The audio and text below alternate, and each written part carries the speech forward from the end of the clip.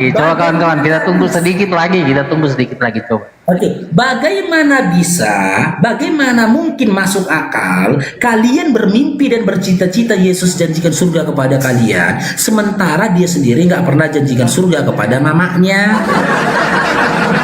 Bagaimana bisa kalian bermimpi dan bercita-cita bahwasanya Yesus adalah jalan kebenaran dan hidup atas kalian, sementara Yesus tak pernah memastikan dirinya adalah jalan kebenaran dan hidup bagi mamanya? Udah, masa diulang-ulang? Ini klimaksnya. Dari semua yang kunarasikan tadi, tolong Pak Pendeta jujur. Ya, siapa yang memberi? Yesus yang memberi kepada Maria atau Maria yang memberi kepada Yesus? Silakan. Oke. Jadi gini, Bang Faruk. Sebenarnya udah kujawab semua pertanyaan. Ya, kamu harus ingat nih pertanyaan saya ya. Bukti Tuhanmu Maha Pengasih dan Penyayang, apa yang Dia lakukan? Kalau kasih napas, kasih kesehatan, kasih rezeki, agama lain juga percaya Tuhannya begitu.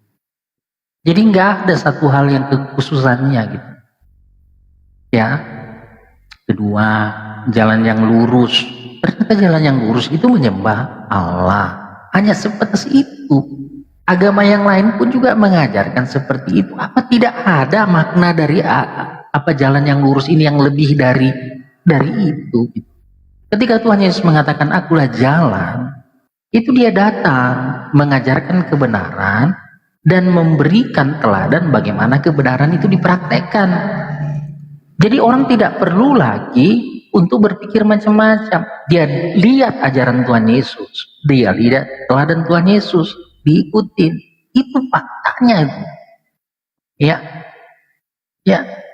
Jadi, nah yang ketiga, kutanyakan sama kamu tadi kan, apakah artinya hamba Allah itu berarti Allah yang butuh orang itu? Atau ya orang itu ya bersyukur Allah Tuhan mau pakai dia sebagai alatnya.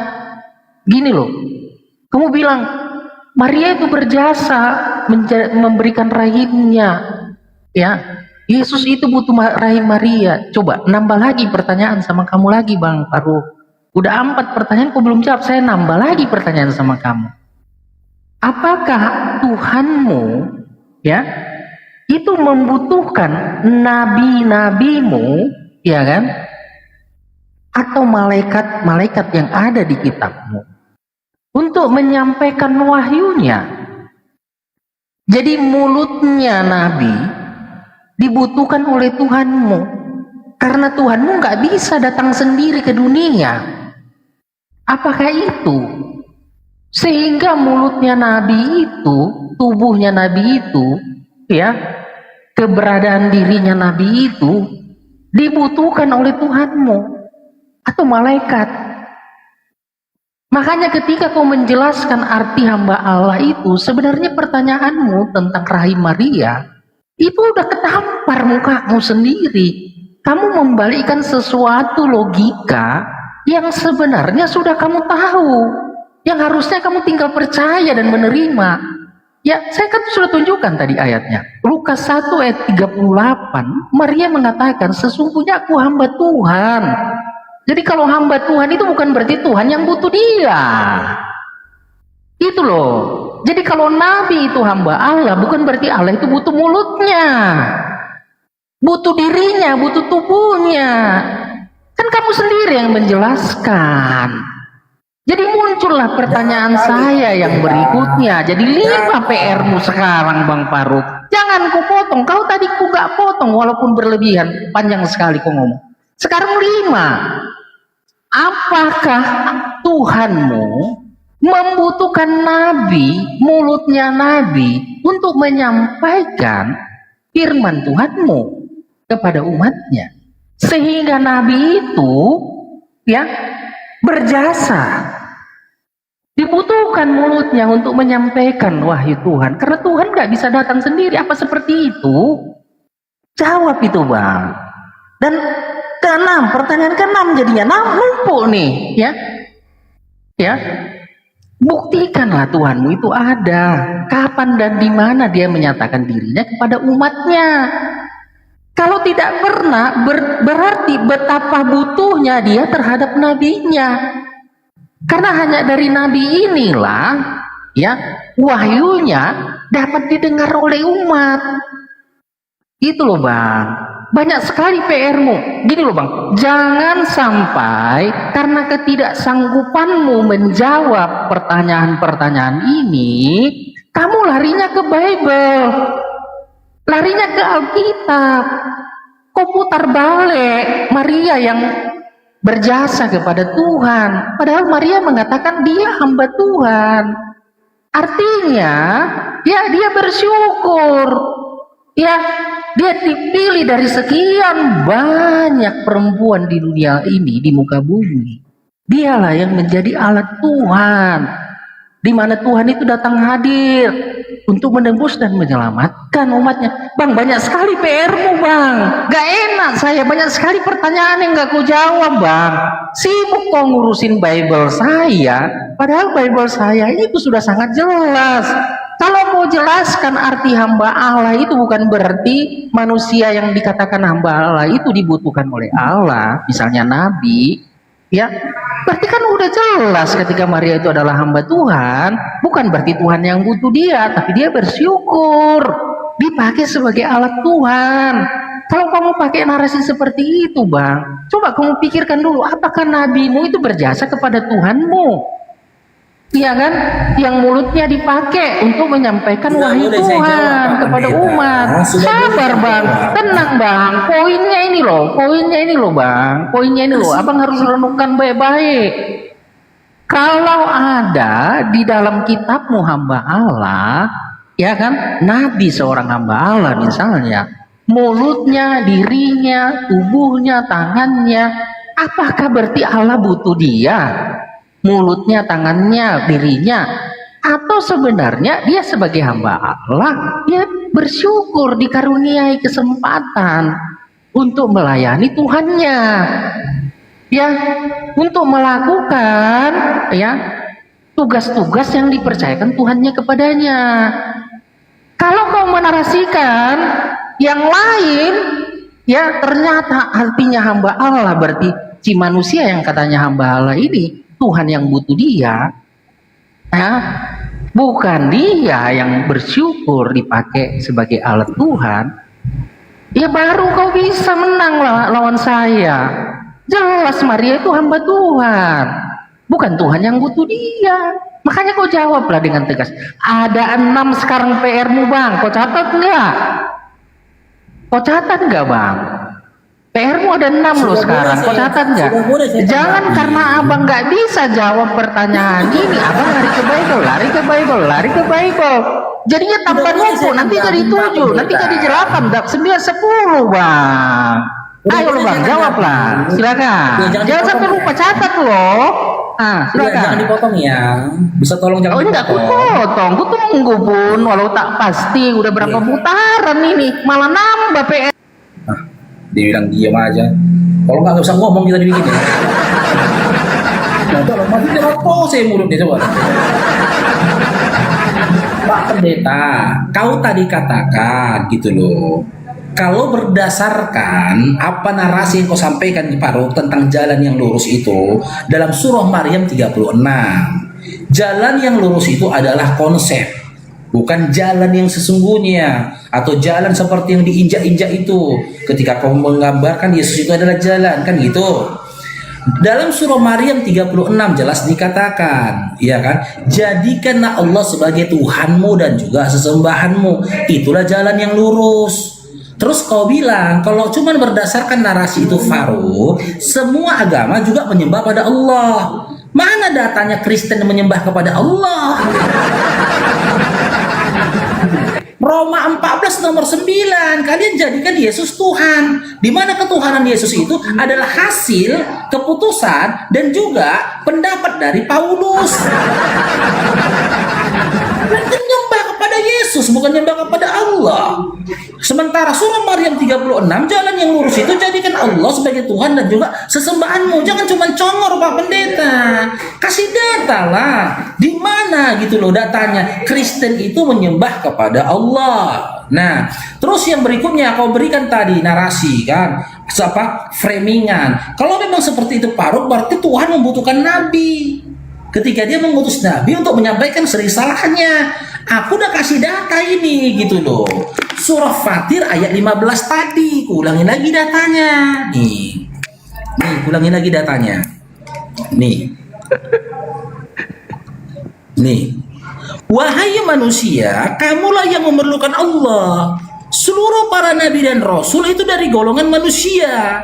Gitu loh. Berarti nabi dan rasul lah yang membutuhkan Allah, bukan Allah yang butuh mereka. Hanya Allah yang maha kaya dan maha sudah, berarti kan jelas jawaban saya. Berarti jelas sudah jawaban saya. Kalau Maria hamba Tuhan, bukan si Tuhan itu rahimnya Maria. Iya kan? Gini loh Pak Pendeta, kita diskusi by data by data gitu loh. Kalau memang Pak Pendeta katakan Maria lah yang membutuhkan Yesus, bukan Yesus yang membutuhkan Maria, mana datanya dalam Bible? Di mana Yesus berkata sebagaimana apa yang tertulis dalam Quran ini, di mana Yesus berkata, wahai manusia, kamulah yang memerlukan aku Yesus, bukan aku Yesus yang memerlukan kalian. Kalau sempat Yesus ngomong kayak gitu, dilempar pakai sendal sama mamanya. Bisa jadi dia ditampol, dia sendal itu ditampol itu. Kalau sempat seorang Yesus berani ngomong kayak gitu di muka umum, dia kan datengin mamanya dia. Apa kau bilang? Gitu loh. Mana datanya? Jangan modal congor aja Pak Pendeta. Mana datanya Yesus berkata, wahai manusia, kamulah yang memerlukan aku, bukan aku yang memerlukan kalian. Dengar nama Maria dikejar apa sendal dia? Apa kau bilang? 9 bulan aku mengandungmu. 6 bulan sih sebenarnya ya. 2 tahun aku menyapihmu. Ku mandikan kau, ku gantiin popokmu. Ku kasih makan kau, ku sekolahkan kau. Aku gak manusia kau anggap. Gak butuh kau sama aku. Enak-enak aja kau berani ngomong aku, wahai manusia, aku gak butuh kalian. Masalahnya Pak Pendeta nggak ada data. Ketika Anda mengklaim Yesus itu tak butuh apapun, dan juga ketika Anda mengklaim Maria itu yang bersuka cita, bersyukur, Maria dalam kondisi bersyukur ketika dia mengandung Yesus, nggak ada data. Kalau hamba di dalam Lukas 1 nomor 38 tadi, Maria di situ dikatakan hamba Tuhan, kan gitu. Di situ bukan Tuhan yang mengarah pada Yesus, tapi Tuhan yang menghendaki kehamilan Maria. Kalau Anda katakan Yesuslah Tuhan yang menghendaki kehamilan Maria, lalu Maria melahirkan Yesus yang merupakan anaknya, berarti anakku adalah suamiku. Anakku yang menginginkan kehamilanku. Maksudnya kayak mana gitu? Anakku adalah Tuhanku yang menjadikan kehamilanku. Ajaran apa yang mau disampaikan dari hal itu? Maria Lukas 1:38 adalah hamba Tuhan. Tuhan di situ bukan Yesus, tapi Tuhannya Yesus yaitu Bapa yang menciptakan langit dan bumi. Penguasa langit dan bumi, bukan Yesus. Berikan datanya di dalam Bible kalian. Saya sudah jawab semua pertanyaanmu Pak Pendeta ya. Tapi saya tidak minta kamu menjawab, cukup berikan data. Di mana data dalam Bible, di mana Yesus menyatakan dia tidak butuh manusia atau tidak butuh apapun dan tidak butuh siapapun. Mana datanya Pak Pendeta? Udah nggak mau jawab. Silakan. Ya data ya. Jadi gini ya teman-teman, saya nunggu loh jawaban Bang Faruk ini loh. Ya, saya udah bilang berapa kali, ya. Tuhan Yesus itu menyembuhkan mata orang buta, nggak butuh siapa-siapa. Tuhan Yesus itu memberikan ya kesembuhan kepada orang yang Jangan asumsi lumpuh. cocokmologi. Jangan motong bang, jangan motong. Abang itu panjang sekali ngomong tapi nggak menjawab pertanyaan. Jangan motong bang, jangan motong. Data loh, Pak Gini Pendeta. gini Saya gini minta gini data, gini gini gini Bu. data. Gini Bu. Dari tadi saya bilang kita itu bicara Data fakta. loh, Pak Pendeta. Bang, bentar. Jangan Data. maksa. Panjang sekali Bukan abang maksa, bicara. pakai data lah. Masa Sudah pertanyaan? 6 pertanyaan, abang nggak bisa jawab. Ya, coba. Data terserah Pak Pendeta. Coba mau abang apa. sendiri yang mengatakan kalau hamba Allah itu bukan berarti manusia yang disebut hamba Allah ini Allah yang butuh dia. Ya, jadi tadi abang bilang hamba Allah itu adalah nabi dan rasul. Apakah memang Allah butuh Ini loh Pak Pendeta, mana datanya? Yesus itu tidak butuh manusia dan tidak butuh apapun atau tidak butuh siapapun, mana datanya? Ya Allah ya Tuhanku. Memang duluan masuk neraka kalau pendeta ini ya, menipu ya kerjanya. Data yang saya minta loh Pak Pendeta. fairnya? Ya, saya sudah memberikan data. Ketika Mana Tuhan datanya? menyembuhkan orang lumpuh, dia butuh siapa? Emang siapa yang dia butuhkan? Ketika dia membangkitkan orang mati, emang dia butuh siapa? Emang Dan ada dia manusia yang bisa bantu? Orang lumpuh yang disembuhkan itu Maria bukan. Orang mati yang dibangkitkan itu Maria bukan. Yang saya tanyakan perbuatannya Yesus terhadap Maria loh. Hal apa yang pernah diberikan Yesus kepada Maria? Karena dari tadi yang kita narasikan, Maria yang memberi kepada Yesus. Jawablah pertanyaan-pertanyaan yang kuberikan kepadamu. Jangan karena kau tidak mampu menjawab pertanyaan-pertanyaan itu, kamu mengambil ayat-ayat Alkitab, kamu kutip-kutip ayat Alkitab, dan memframing. Semua itu data yang kuberikan kepadamu. Mana Emang dia butuh datanya? Yesus mengatakan tidak butuh siapapun, mana Dia datanya? menciptakan, nggak ada.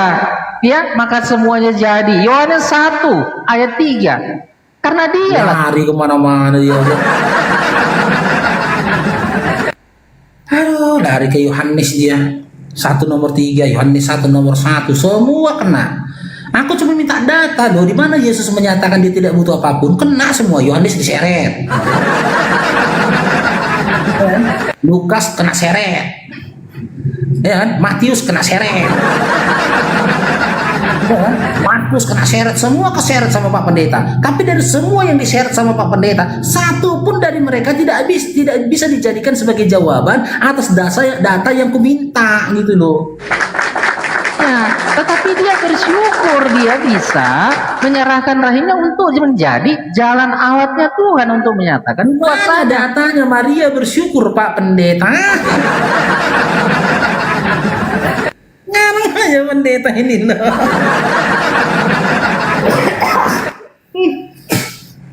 Luar biasa memang Pak Pendeta ini ngarangnya. Nah, oleh Tuhanmu. Makanya kau jawab pertanyaan-pertanyaan saya tadi itu ya. Mana buktinya Allahmu, Tuhanmu, Maha Pengasih dan Penyayang? Kapan dia datang dan menunjukkan belas kasihannya, pengasih dan penyayangnya itu?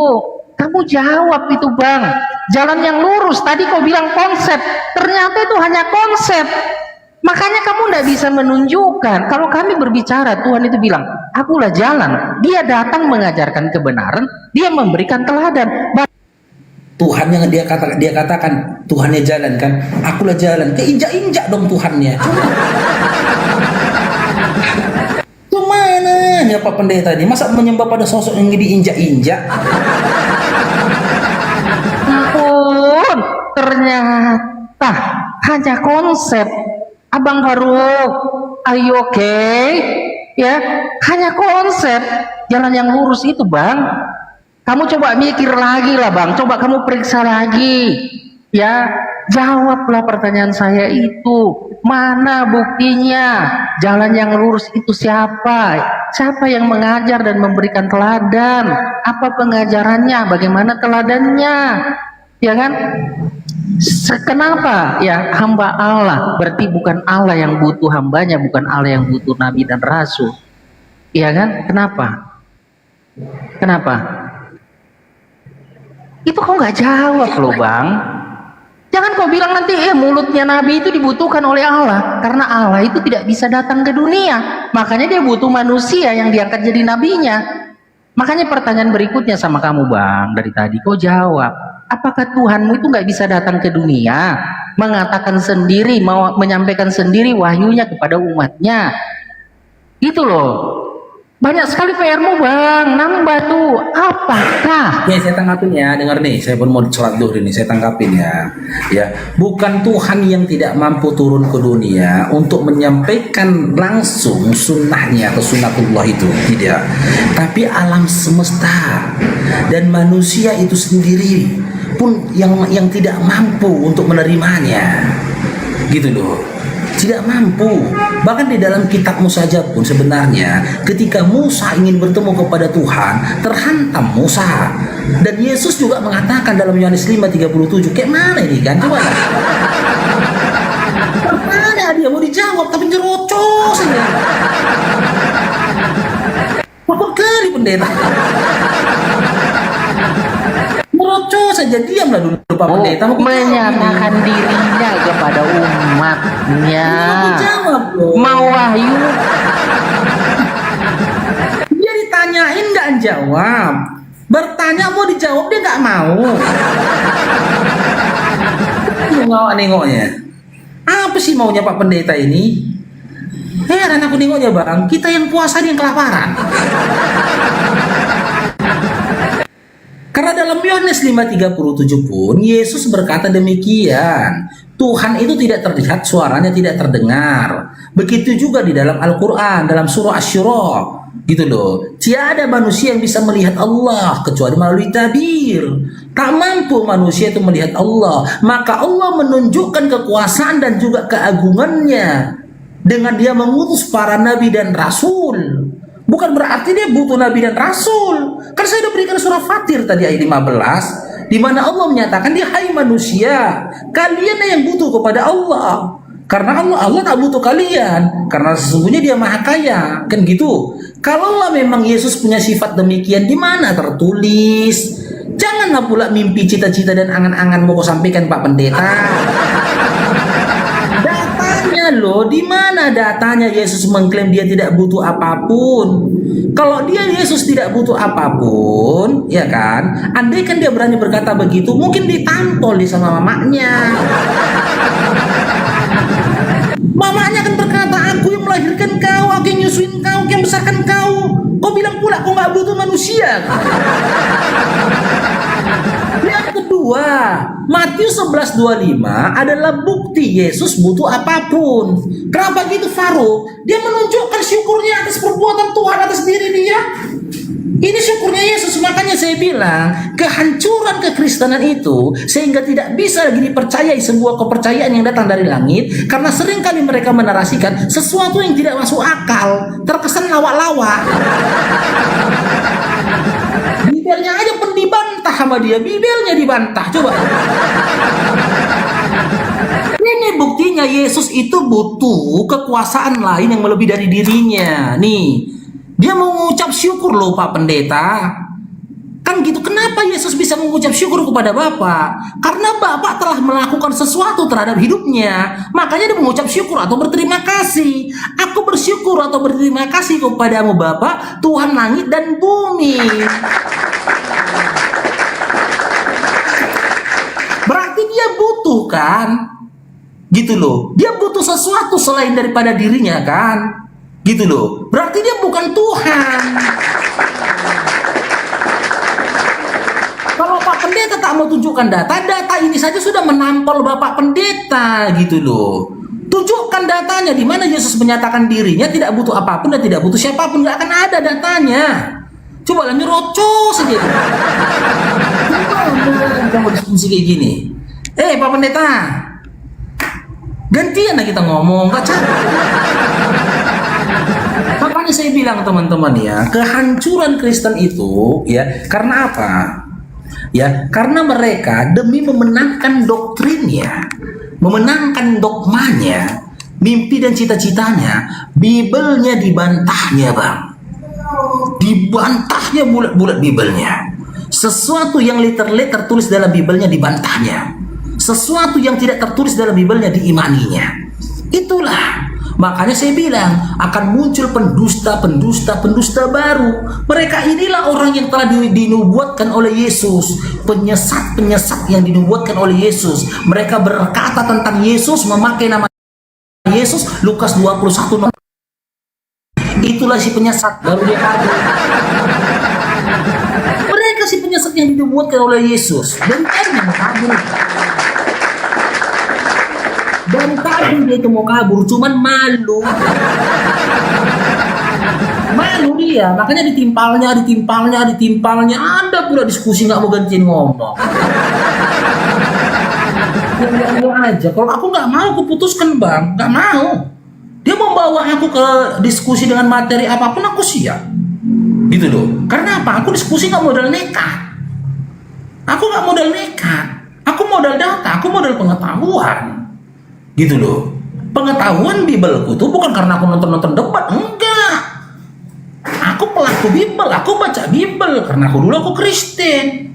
Gitu loh. Siap aku menghadapi pendeta siapapun. Ketika dipinter Bibel itu aku tahu. Ketika dia adakan sesuatu yang tidak ada dalam Bibel, aku tahu. Dan bisa aku pastikan itu tidak ada. Gitu loh. Siap kita berdiskusi selama dia tidak menghujatkan. Kan memang pendeta tadi aku ini memang tidak menghujat gitu loh. Makanya kita sabar ngadapin dia. Cuman ya itulah kebohongan demi kebohongan yang dihadapi. Gitu loh. Nggak akan mau kita turunkan. Selama nggak menghujat, nggak mau kita turunkan. Ngeyel itu biasa. Memang itulah sifat mereka. Begitu cara mereka memenangkan doktrinnya dengan ngeyel. Wajar itu. Kita akan sabar.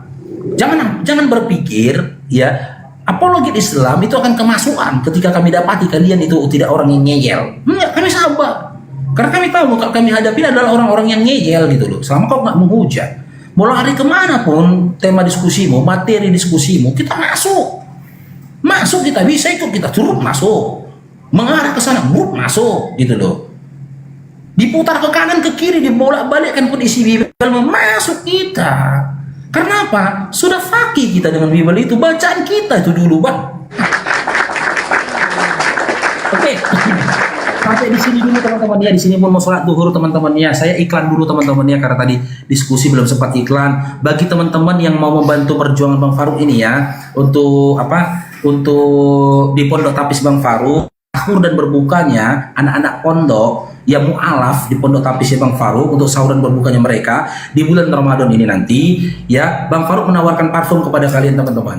Di mana keuntungan dari penjualan ini ya insya Allah akan kita dedikasikan untuk sahur dan berbukanya ya mu'alaf dan juga anak-anak anak santri, ada 3 orang jadi 5 orang di Pondok Tapisnya Bang Farouk ya. Dana yang dibutuhkan 6,5 juta, kita udah siapkan berkisar 3,5 juta ya. Kita tinggal cari 3 juta lagi, di mana nanti dana itu ya untuk kebutuhan sahur dan berbuka mereka ya, paket lebarannya mereka, dan juga kebutuhan 10 hari terakhir itikaf mereka di masjid teman-teman ya. Jadi bagi teman-teman yang mau bersedekah di bulan Ramadan ini, untuk mereka silakan boleh di DM Bang Farouk, nanti Bang Farouk kasih nomor rekeningnya teman-teman ya.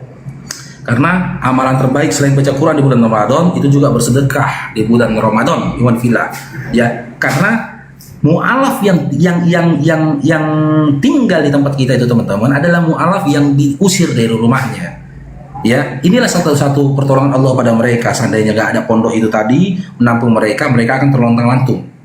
Di situ mereka belajar, di situ mereka ibadah, dan di situ juga mereka untuk puasa dan juga sahurnya teman-teman ya. Jadi teman-teman yang mau memudahkan urusan mereka boleh DM Bang Farouk ya, nanti Bang Farouk kasih nomor rekeningnya. Terus yang kedua, bagi teman-teman yang ingin membantu Itonora ya, berinfak untuk Itonora dalam kasus hukum yang dialami saat ini teman-teman ya, untuk memudahkan urusan beliau dalam pendampingan hukum ya, boleh DM Bang Farouk. Nanti saya akan memberikan rekening dari Apologet Islam Sumatera Utara. Saya berharap ya itu kita butuhnya berkisar hampir 3 juta lagi lah teman-teman untuk Pondok Tapis itu tadi. Saya berharap hari ini bisa direalisasikan dana itu tadi teman-teman, sehingga besok-besok live kita tidak membicarakan itu lagi.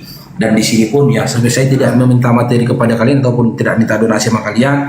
Bagi kalian yang mau membantu ya, boleh dengan cara membeli parfumnya Bang Farouk nih teman-teman. Aroma Konsili, parfum Konsili 30 teman-teman ya. Jika ada salah kata Bang Farouk mohon maaf, pada Allah saya mohon ampun. Kita sempurnakan dengan doa tafakur majelis. Subhanakallahumma wa bihamdika asyhadu an la ilaha illa anta astaghfiruka wa atubu ilaik. Sebelumnya mau ucapkan syukron jazakallahu khair. Barakallahu fikum. Assalamualaikum warahmatullahi wabarakatuh.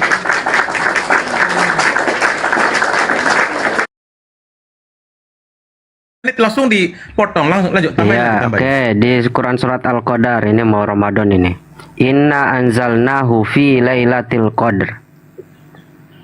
Wa ma adraka ma lailatul qadr. Lailatul qadri khairum min alfi syahr. Tanazzalul malaikatu warruh.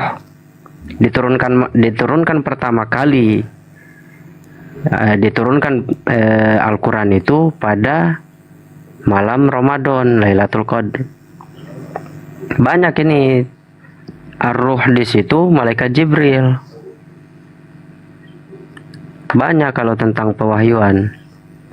Tadi dia minta itu soal diksinya dari malaikat. Aku ini bikin Quran baru namanya.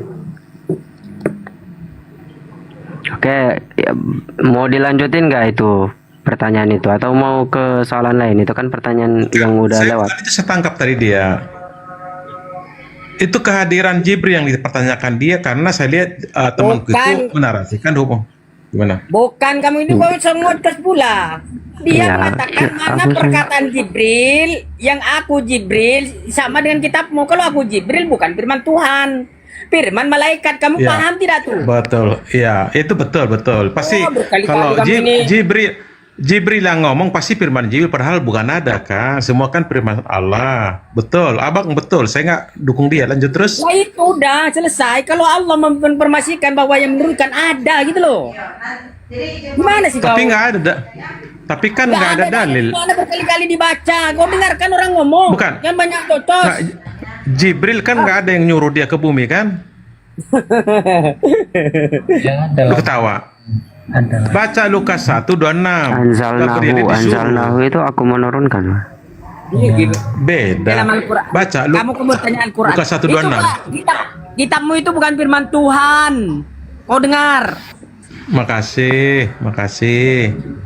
Ya itu makanya aku bilang. Bang Kuiro, gini Bang Kuiro ya. Al-Quran itu kalau abang sandingkan sama Bible, tentu nggak akan sama dia Bang. Kalau Al-Quran ini pure dari firman Tuhan yang Allah turunkan melalui selain dari mengilhami ke qalbu Rasulullah, juga melalui perantara malaikat Jibril. Tetapi kalau kitab abang itu adalah pewartaan, menceritakan bagaimana kisahnya hidup Yesus. Betul. Tapi disandingkan bahwa itu adalah diyakini bahwa ada kekudusan di dalam cerita itu. Kalau kita memandang itu cerita-cerita seperti itu seperti ada di dalam hadis kita. Maka kalau kita bercerita tentang kemana Bang? Kemana dia kok pergi? Jadi seperti aku Jibril. Aku di sini Bang, aku di sini. Oh iya, itu kita dapati narasi-narasi di dalam hadis gitu deh Bang. Tapi indikasi-indikasinya tentang yang apa ditanyakan itu kan banyak diceritakan. Seperti Allah katakan kul nazzalahu ruhul qudus min rabbika bil haqqi. Itu kan dikatakan di situ di dalam, katakanlah telah kami turunkan malaikat Jibril ini untuk menurunkan Al-Quran dari Tuhanmu dengan kebenaran. Artinya itu ucap-ucap kalamullah, Allah memberitakan kepada Rasulullah, kepada kita, ini toh malaikat Jibril ini adalah kami utus dia dari kami, dari sisi Tuhan kita yang menyampaikan berita. Kan narasi-narasinya tentu dari Allah. Nggak mungkin narasinya aku Jibril. Kalau aku Jibril itu biasanya pasti dikatakan katakanlah, kata Allah gitu. Katakanlah bahwa malaikat Jibril ini berkata bahwa katakanlah seperti itu dia Bang. Kalau katakanlah berarti Allah yang ke Jibril kan, bukan ke Nabi Muhammad. Ya, tapi kan itu kan dari yang gimana ya, yang Allah ilhamkan kepada malaikat Jibril kan, ini meminjam kata tentang pengilhaman. Nabi Muhammad tidak pernah satu kali pun bertemu dengan Jibril, apalagi dengan Allah, kan nggak ada dalilnya kan Bang? Ada lah bang. Di surah berapa? Di surah berapa? Atau Google ku yang salah? Gimana Pak? Tidak ada dalil Muhammad pernah ketemu dengan Jibril di surah Quran ya, jangan pakai hadis.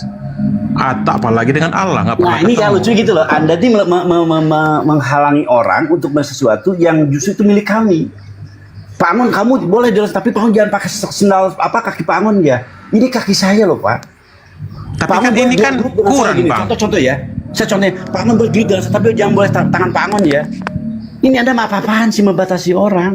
Saya bukan membatasi. Kan Alkitab versis Ada, dengan ada, Bang. Al-Quran. Ada di- Nih kalau kita- Quran, nih kalau saya bayangkan Quran dengan hadis, kalau saya mau bercara sekapen itu sama loh. Hadis itu ditulis oleh sahabat-sahabat Rasulullah. Sekarang Matius Baik. Penus dan segala macam itu kan, itu Apakah- sahabat-sahabatnya loh. Apakah Ya, mereka Muhammad pernah menulis melihat tentang hadis itu bang? Cuman masa Izin, dengerin Bang. Kang Wera. Dengerin Kang Wera, saya lagi bicara loh. Nanti Dari diomelin tadi aku nggak pernah ngomong. Dari tadi aku nggak pernah ngomong. Saya sedang menjelaskan kepada Anda bagaimana Anda berdiskusi dengan kami dengan batasan-batasan Anda. Pak Angon boleh kamu ngomong, tapi Pak Angon nggak boleh bawa hadis. Hadis itu milik umat Islam. Iya. Ya udah Tapi kalau Kiara, terima apa yang Bang- kami Bang sampaikan, Kiara. belum apabila dibatasi. Berarti Anda siapa? Anda Apa otoritas Anda percaya dengan hadis, berdiskusi bukan dengan Al-Quran orang? berarti ya, Bentar, Bang. bentar, Bang. Padahal Bentar, Bang. An-Nahl 89 Al-Quran itu jelas dan Pak Kioro, sempurna. Pak Kioro, kalau Pak Kioro menanyakan apakah di dalam Al-Quran ada yang menceritakan tentang Rasulullah Bukan menceritakan. ketemu- Itu bukan apa nih? cerita, itu kalam bang. Anda sesat nanti. Gimana nih? Abang Kitab maunya kami gimana? bisa lah kisah. Enggak, Kitab bisa abang maunya kisah, gimana? tapi Al-Quran bukan kisah, dia kalam. Nggak, yang mau tanya apa? Adakah di dalam Al-Quran Rasulullah melihat Jibril? Kalau gitu? mau disebut begini Bertemu, aja, kita juga akan salah nanti. Di Dia surah kalau berapa? kita Sebentar. diskusi, bertemu. Di surah Itu di surat berapa? An-Najm, Ya, di surah An-Najm berapa? Di An-Najm surah di su- berapa? Bang, Muhammad An-Najm, itu Bang. bertemu dengan Surat Jibril, An-Najm apalagi dengan ayat ke-16 di situ disebutkan A'udzubillahi minasyaitonirrajim idz yakhsha sidratul munta sidratul ma yakhsha. Di situ Muhammad dan Jibril itu melihat Jibril ketika di Sidratul Muntaha diliputi oleh sesuatu yang meliputinya. Enggak, yang paling Bang, cocok itu Bang, yang di jangan Pasail buka itu. tutup Yang di Pasail kurung, itu Bang. Izin, nazala Bang. bihi. Anda kalau tutup kurung itu kan nggak sesuai. Nah, Begini kita mau Pak lagi dia Kuera, Bang Zen. yang di Pasail itu bisa digedein guys. Nama Nabi nggak ada di situ, bang. Nazala Tutup kurung, bihi nggak pas. diturunkan kepadanya Yalah, Nabi aku Muhammad tinggal dulu, Bang. Ar-Ruhul Bukan Amin. kita azan orang. Ar-Ruhul Amin itu malaikat Jibril. Jelas itu bertemu. Nazala bihi Ar-Ruhul Amin diturunkan Dia padanya ayat berapa, Nabi Bang? Muhammad Ar-Ruhul Amin. Pasailnya no. Juz berapa itu? Nah jam berapa? Anda jam berapa, bang? Surah tuh Bang, Enggak, yang di Pasaile. 93. Saile. Ya, ya ada Surah, Bang. Surah apa? An-Najm. An-Najm ayat Ayat 93. Nah. Yang nazzala bihi ruhul al-amin. Bang. ya itu diturunkan padanya. Najam nggak ada 93, bang. Aduh. Surat 53 itu nggak ada sampai Pasaile nomor berapa itu? Quran surat apa? Ini 5 An-Najam itu mentok di 62, bang. Bukan Enggak, itu An-Najm nama Bang suratnya itu. Koiro. Surat Asy-Syu'ara. Ini ada Bang Zuma ini. Assalamualaikum. Mohon izin. Assalamualaikum Assalamualaikum. warahmatullahi wabarakatuh. Waalaikumsalam warahmatullahi wabarakatuh. Waalaikumsalam warahmatullahi wabarakatuh. Boleh saya masuk teman-teman? Silakan lanjut Bang Suma. Sangat boleh, Ustaz. Masya Allah. Jadi ada pertanyaan di mana serius antum harus turun ini. kamu Pak Khi? Ini ece-ece aja ini nih. Assalamualaikum. Lanjut. Waalaikumsalam warahmatullahi Terima kasih wabarakatuh. kita Iya. lanjut. Edukasinya bukan sama saudaraku Yara, tapi yang ada di bawah. Teman-teman Kristen yang mengikuti Bang Suma kemana Bang Suma pergi, itu ada ribuan. Mereka ingin mendengarkan kebenaran, bukan ngeyel atau akal-akalan. Jadi ketika umat Islam itu ditanya, Nabi Muhammad apakah menerima dari Roh Kudus tentang Al-Quranul Karim? Jelas. Karena tidak mungkin ada manusia di atas muka bumi ini yang bisa mengarang pengetahuan yang tinggi setinggi Al-Quran. Mustahil. Bible itu Orang-orang bilangnya penulisnya ada 70 katanya. Ada 70 orang tapi tak ditahu siapa aja penulisnya. Itu hancur ketika diperhadapkan dengan akal manusia. Bible itu hancur ketika diperhadapkan dengan sains. Bible itu disusun oleh orang-orang terpelajar dari kalangan Yahudi, kalangan Romawi, Yunani. Penganutnya adalah orang-orang penemu-penemu. Tetapi kitab tersebut kalau diperhadapkan dengan ilmu pengetahuan modern, hancur lebur. Tak berdaya, tak tersisa. Nabi Muhammad seorang diri kemudian menyampaikan Quran. Itu sudah pasti bukan dari dirinya. Maka dibutuhkan kemudian roh kebenaran atau roh kudus yang menghantarkan kalimat-kalimat dari pencipta yang maha tahu untuk sampai kepada beliau. Muncul pertanyaan, apa bukti bahwa Nabi Muhammad SAW menerima wahyu dari pencipta langit dan bumi kepadanya melalui perantaraan roh kebenaran atau roh kudus? Al-Quran mengatakan, Bismillahirrahmanirrahim, madalla sahibukum wa magawa. Kawanmu tidak sesat, tidak keliru. Jangan sebut Nabi Muhammad namanya karena katanya itu di dalam kurung. Wa ma yantiqu 'anil hawa. Dan tidak yang diucapkan tentang, jangan baca dalam kurung. Apa yang ada di dalamnya yang diucapkannya ini, itu bukan berdasarkan atas hawa nafsunya. In huwa illa wahyu yuha. Dia tidak lain kecuali wahyu yang disampaikan kepadanya. Allamahu syadidul quwa, yang diajarkan kepadanya oleh yang sangat kuat. Siapa dia? Qul nazzalahu ruhul kudus. Siapa dia? Dia adalah malaikat Jibril. Apakah kemudian beliau malaikat Jibril menampakkan diri kepada Nabi Muhammad? Summa dana fatadalla. Dia kemudian mendekat, lalu bertambah dekat, lalu semakin dekat, lalu mendekat. Fakana qaba qausaini au adna, kepada baginda Rasulullah Muhammad SAW. Fa'auha ila abdihi ma'auha. Lalu dia yang sangat kuat ini menyampaikan wahyu kepada hambanya apa yang diwahyukan oleh Allah.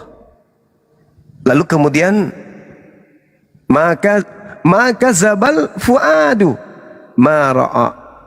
Beliau hatinya, lisannya tidak mendustakan apa yang dilihatnya.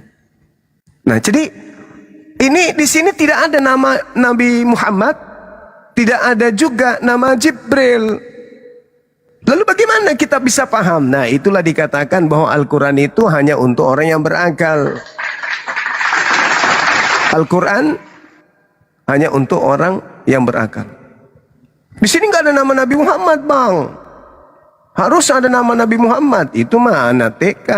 Orang berakal itu pasti akan sampai padanya bahwa yang datang kepada Nabi Muhammad itu adalah penyampai firman. Disebutlah dia sebagai malaikat Jibril atau Rohul Kudus atau Al-Amin. Itu pembahasan Al-Quranul Karim. Nah, kalau ada yang ragu tentang Nabi Muhammad menerima wahyu dari malaikat Jibril, berarti Nabi Muhammad ini lebih pantas orang-orang ini tuhankan daripada Paulus, daripada Yesus. Karena Nabi Muhammad lebih pintar, Nabi Muhammad lebih cerdas. Keilmuan Nabi Muhammad mencakupi sains dan teknologi. Dan pengakuan Nabi Muhammad kalau ini adalah karangannya seirama dengan perkembangan zaman dan pengetahuan umat manusia. Bukan manusia yang jahil, bukan manusia bodoh. Berarti dia lebih layak dituhankan daripada Yesus. Karena Yesus pernah mengatakan begini, semua orang yang datang sebelum aku adalah pencuri dan perampok. Berarti termasuk ibunya dong, termasuk bapak tirinya, termasuk kakeknya, dituduhnya perampok dan pencuri. Apakah yang seperti ini bisa dianggap sebagai sebuah kebenaran? Apakah orang yang lisannya seperti ini yang benar-benar bisa dijadikan Tuhan? Enggak. Kalau memang harus manusia yang dituhankan, maka saudara-saudara Kristen harusnya menuhankan Nabi Muhammad. Kenapa? Ajaran yang terlontar dari Nabi Muhammad itu lebih bagus, tidak ada yang keliru, tidak ada yang bertentangan dengan sains. Orang mati saja Tuhan disembuhkan. Jadi ketika Yesus menyembuhkan, ketika Yesus membangkitkan, dia membangkitkannya sebagai manusia. Dan tak ada kemudian keadaan di mana orang-orang Israel, Bani Israel, orang Yahudi, murid-muridnya, keturunan muridnya mempertuhankan manusia yang membangkitkan orang mati, itu enggak ada. Merasakan bahwa tapi sesungguhnya yang disembah oleh orang Kristen ini bukan Yesus anak Maria. Biar aja dulu Bang Juma yang bicara. Bang Katet yang disembah, yang dituhankan oleh orang Kristen itu bukan yang membangkitkan orang mati ini. Bukan. Yang disembah oleh orang Kristen di gereja hari ini bukan anak Maria yang mengobati orang sembuh, orang buta melihat, orang lumpuh kemudian berjalan. Bukan itu yang disembah oleh orang Kristen. Yang disembah oleh orang Kristen adalah Kristus lain yang tidak pernah diurapi, yang datang kepada Paulus, yang bukan manusia. Itu kenapa mereka selalu mengait-ngaitkan, oh Tuhan Yesus kami itu lebih hebat karena dia membangkitkan orang. Anda mempermalukan diri Anda, karena orang Yahudi ketika melihat Yesus membangkitkan orang mati, justru mereka borok-borok menuhankan, malah berupaya membunuhnya. Anda jangan rendahkan diri Anda menuhankan Yesus karena standar dia membangkitkan orang mati. Karena bagi Yahudi, Yesus ketika membangkitkan orang mati, itu ancaman. Jangan sampai gara-gara mukjizatnya yang sama seperti Nabi Musa ini, bangsa kita dirampas oleh orang Roma. Jangan turunkan level Anda di hadapan kami umat Islam. Akui saja bahwa Tuhan kalian adalah penguasa dunia yang memakai nama Yesus yang bukan Yesus. Itu. Sekali lagi saya katakan bahwa percuma orang Kristen menjilat-jilat Yesus, Nabi Yesus. Percuma orang Kristen kemudian ngemis-ngemis Yesus yang adalah Nabi bagi Bani Israel. Apapun pekerjaan Yesus di tengah kaumnya, Yesus bersaksi tentang apa yang dilakukannya itu. Yohanes 5 nomor 36, bahwa dia hanyalah Rasul utusan Tuhan. Titik. Jangan rendahkan diri kalian. Yang kalian sembah itu adalah penguasa dunia yang datang kepada Paulus meminjam nama Yesus biar cepat tenar. Gitu, silakan. Jadi itu yang membawakan hanya 4 gospel Bang, Matius, Markus, Lukas, dan Yohanes. Anda nggak usah kait-kaitkan dengan Paulus dulu. Ayo lanjut. Oke, baik. Saudaraku, Anda sedang ingin menipu diri Anda sendiri ketika Anda mengatakan bahwasanya yang disebut Injil itu adalah 4 kitab karangan tersebut. Ditambah surat-surat kepompong milik Yesus, milik Paulus. Itu bukan Injil. Nih, Anda harus tahu, ketika Nabi Isa alaihi salam turun ke bumi, diutus menjadi Nabi Rasul kepada kaumnya Bani Israel, pengarang kitab lu nggak ada di situ bersama Nabi Isa. Nabi Isa menyampaikan Injil hikmat Taurat kepada Bani Israel. Nanti muncul kemudian wartawan yang melakukan penyelidikan tentang Nabi Isa dengan muridnya dan juga pengajarannya kepada orang-orang yang mereka sendiri tidak sebutkan siapa. Lalu tulisan-tulisannya itu kalian sebut sebagai Injil.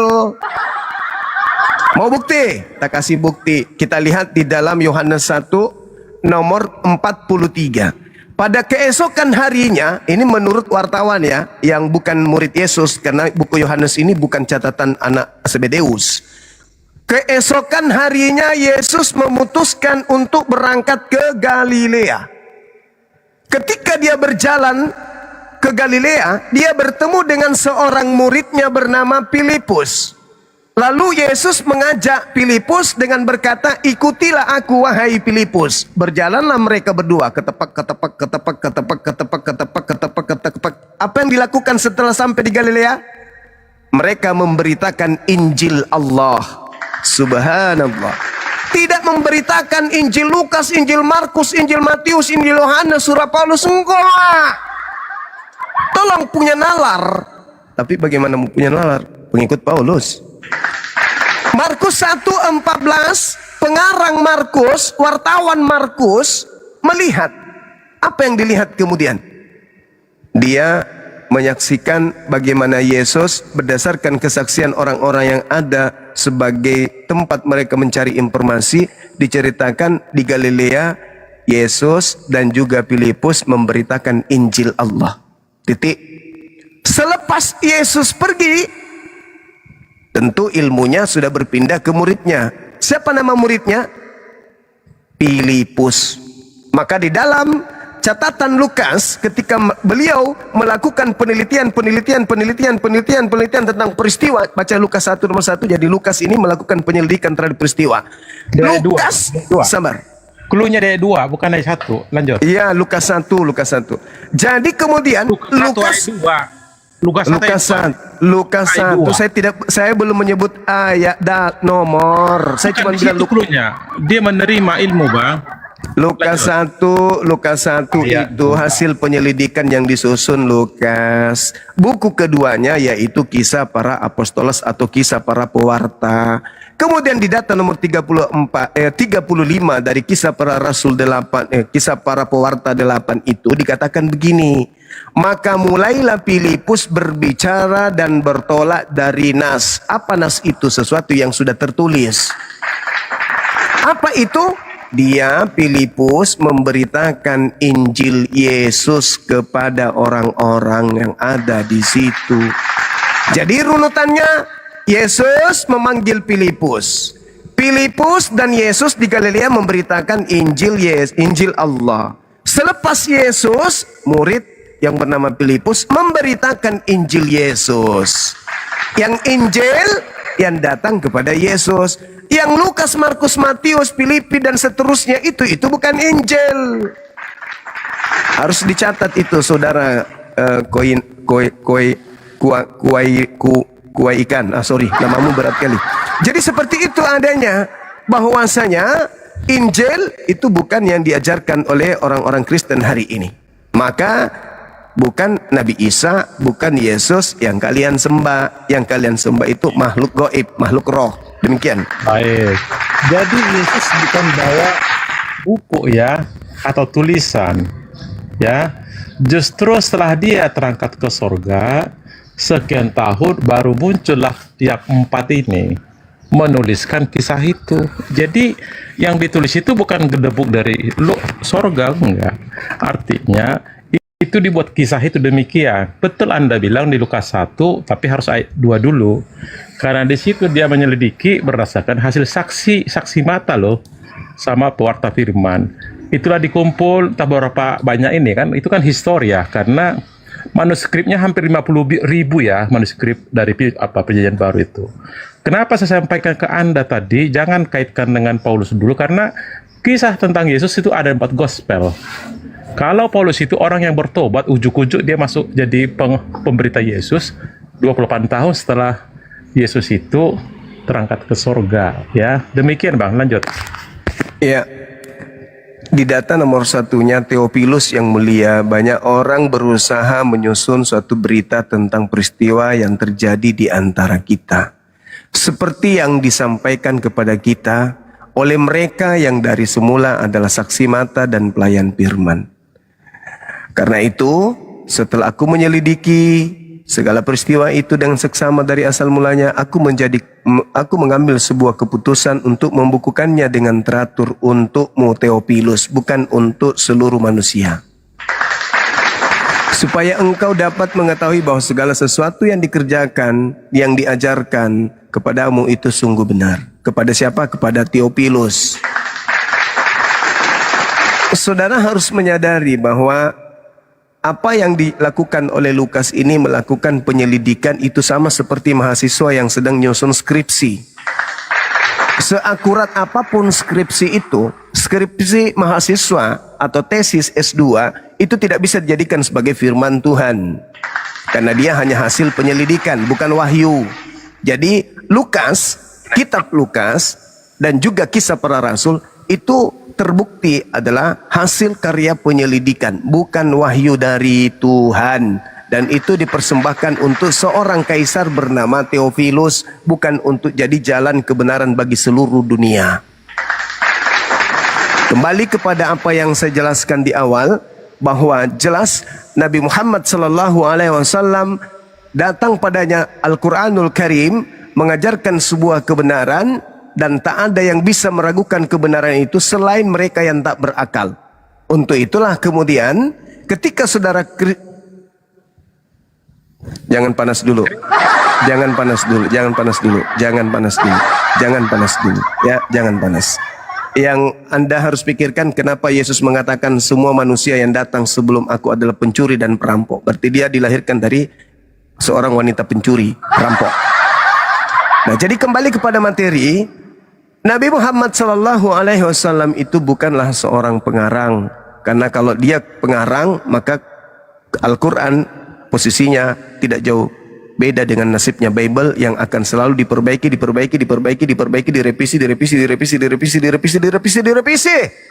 sampai orang semakin bingung dibuatnya. Saya kira begitu, silakan.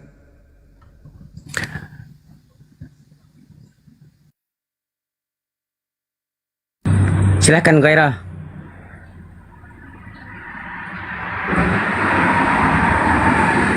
Malah terceda dia. Assalamualaikum Gurunda Zuma, Gurundaku. Assalamualaikum Bang Gucang semuanya teman-teman. Waalaikumsalam. Waalaikumsalam warahmatullahi. Sahabat Muslim yang tadi diskusi dengan saudara kita Wira. silakan dilanjut. Silakan. Jadi yang Anda sebutkan tadi betul Bang, artinya intinya kan yang Pak Injil tidak sama dengan isi Quran Bang, ya. Itu kisah rohani, betul ditulis dulu karena kejadian itu ditulis setelah Yesus telah tidak ada, udah kembali kan. Jadi Yesus itu nggak pernah melihat itu Injil, nggak pernah melihat. Itu ditulis kisahnya. Beda dengan Anda.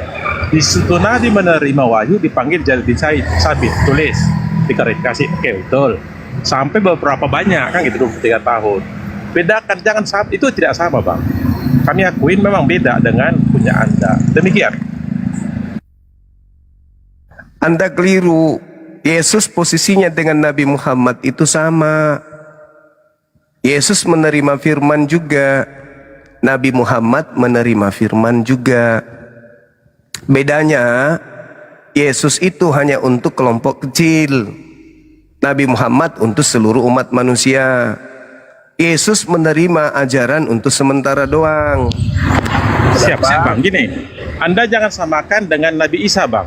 Isa memang menerima kitab berdebuk ya, karena tidak tahu.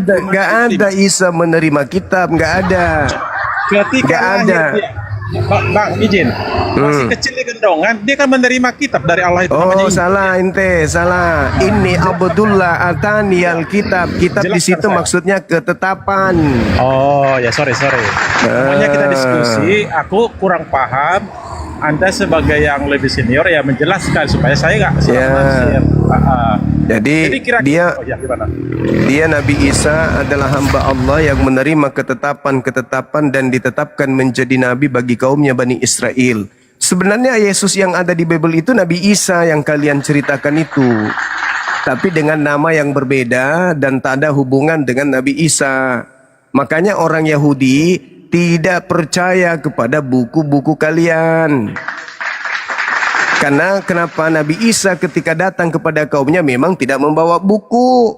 Nabi Isa hanya menjelaskan tentang Taurat. Penjelasan dan keputusan Nabi Isa tentang Taurat itulah yang disebut hikmat Injil. Nah, ketika Nabi Isa menyampaikan hikmat Injil dan juga hikmat Taurat kepada kaumnya Bani Israel, setelah dia terangkat ke langit, muncullah wartawan-wartawan ini menulis. Nah, karena bukunya itu dikhususkan untuk orang-orang Roma Yunani, maka mereka menulisnya dalam bahasa mereka, yaitu Yunani bahasanya. Begitu saudara.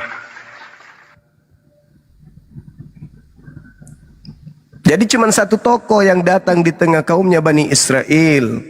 Itulah Nabi Isa. Kalau Anda memaksakan Nabi Isa bukan Yesus, berarti Yesusmu fiktif. Karena Nabi Isa lebih dulu. Yesus itu muncul belakangan.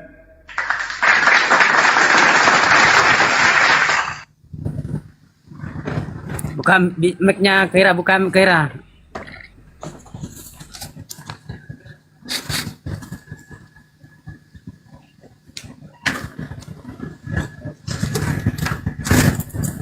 Gairah, bro, buka. Tadi beris. Silakan Kristen yang di bawah minta naik ya. Saya mengganggu nggak sahabat-sahabat tadi lagi dialog, tiba-tiba saya Aku muncul. lagi dipotong langsung dengan saya dengan Bang Jul. Maksudnya apa? Bunda. Tadi ahi kita, guru kita, ahi Angon kok hilang? Enggak, dia kan lagi mau jemput anaknya biasa gitu. Oh iya. Oke, Mohon silakan. titip Makasih Bang permohonan Juma maaf udah saya telah ya. bernarasi cukup bagus. Saya di bawah saja, mungkin ada konten lain mau nambahin. Makasih. Kenapa Bang? Misalnya belum ada ini Bang Kurang. Aku mau ngomong dipotong. Lanjut. Enggak, silakan ngomong. Kan gitu. Suara motor Bang, kalau Bang Kira, kalau suara motornya kalau lagi berhenti ngomong bisukan aja gitu loh, biar tidak mengganggu. Oke, silakan ngomong. Oke. Saya tanggapi dengan Abang, ya. Betul. Kalau memang di sini saya bisa melihat, saya mungkin izin salah. Menurut Bang Zuma, apakah Yesus itu sama dengan Isa? Coba sebelum saya tanggapin, jawab dulu, iya apa tidak? Nabi Isa itu tokoh satu-satunya Bang. Yesus itu tokoh yang ikut belakangan, yang turun tanpa ayah, diutus oleh pencipta langit dan bumi itu Nabi Isa.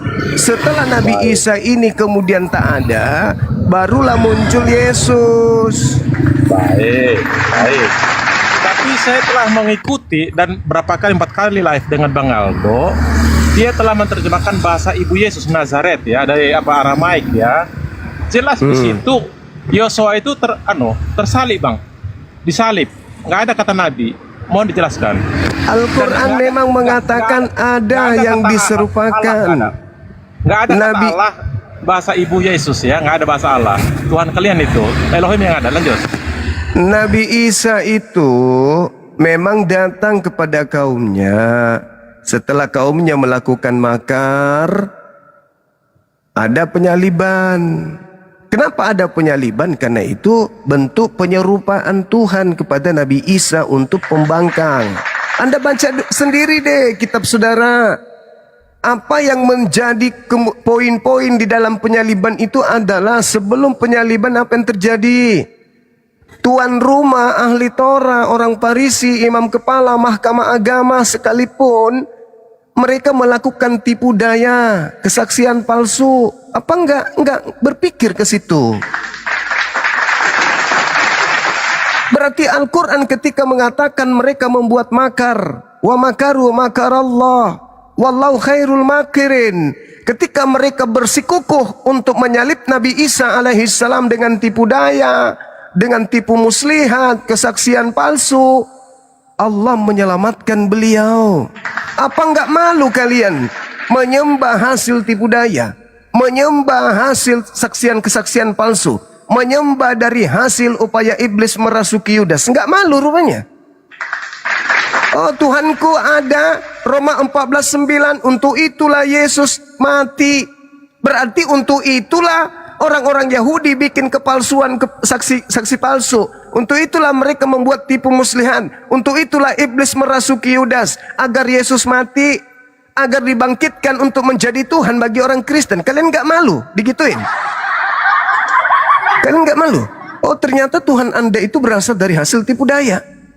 Kan kalian nggak mau. Makanya solusi yang saya kasih sebagai apologet Islam adalah orang Kristen tidak menyembah Nabi Yesus. Orang Kristen menyembah makhluk lain yang memakai nama Yesus, yang tidak ada hubungannya dengan Nabi Bani Israel yang bernama Isa tadi. Yang kalian sembah itu benar-benar penguasa bumi yang kalian sembah itu. Penguasa dunia yang kalian sembah. Bukan Yesus anak Maria. Anak Maria itu manusia. Dia berdoa sebelum dia mengobati orang. Dia memohon kepada Tuhannya sebelum dia menyembuhkan orang.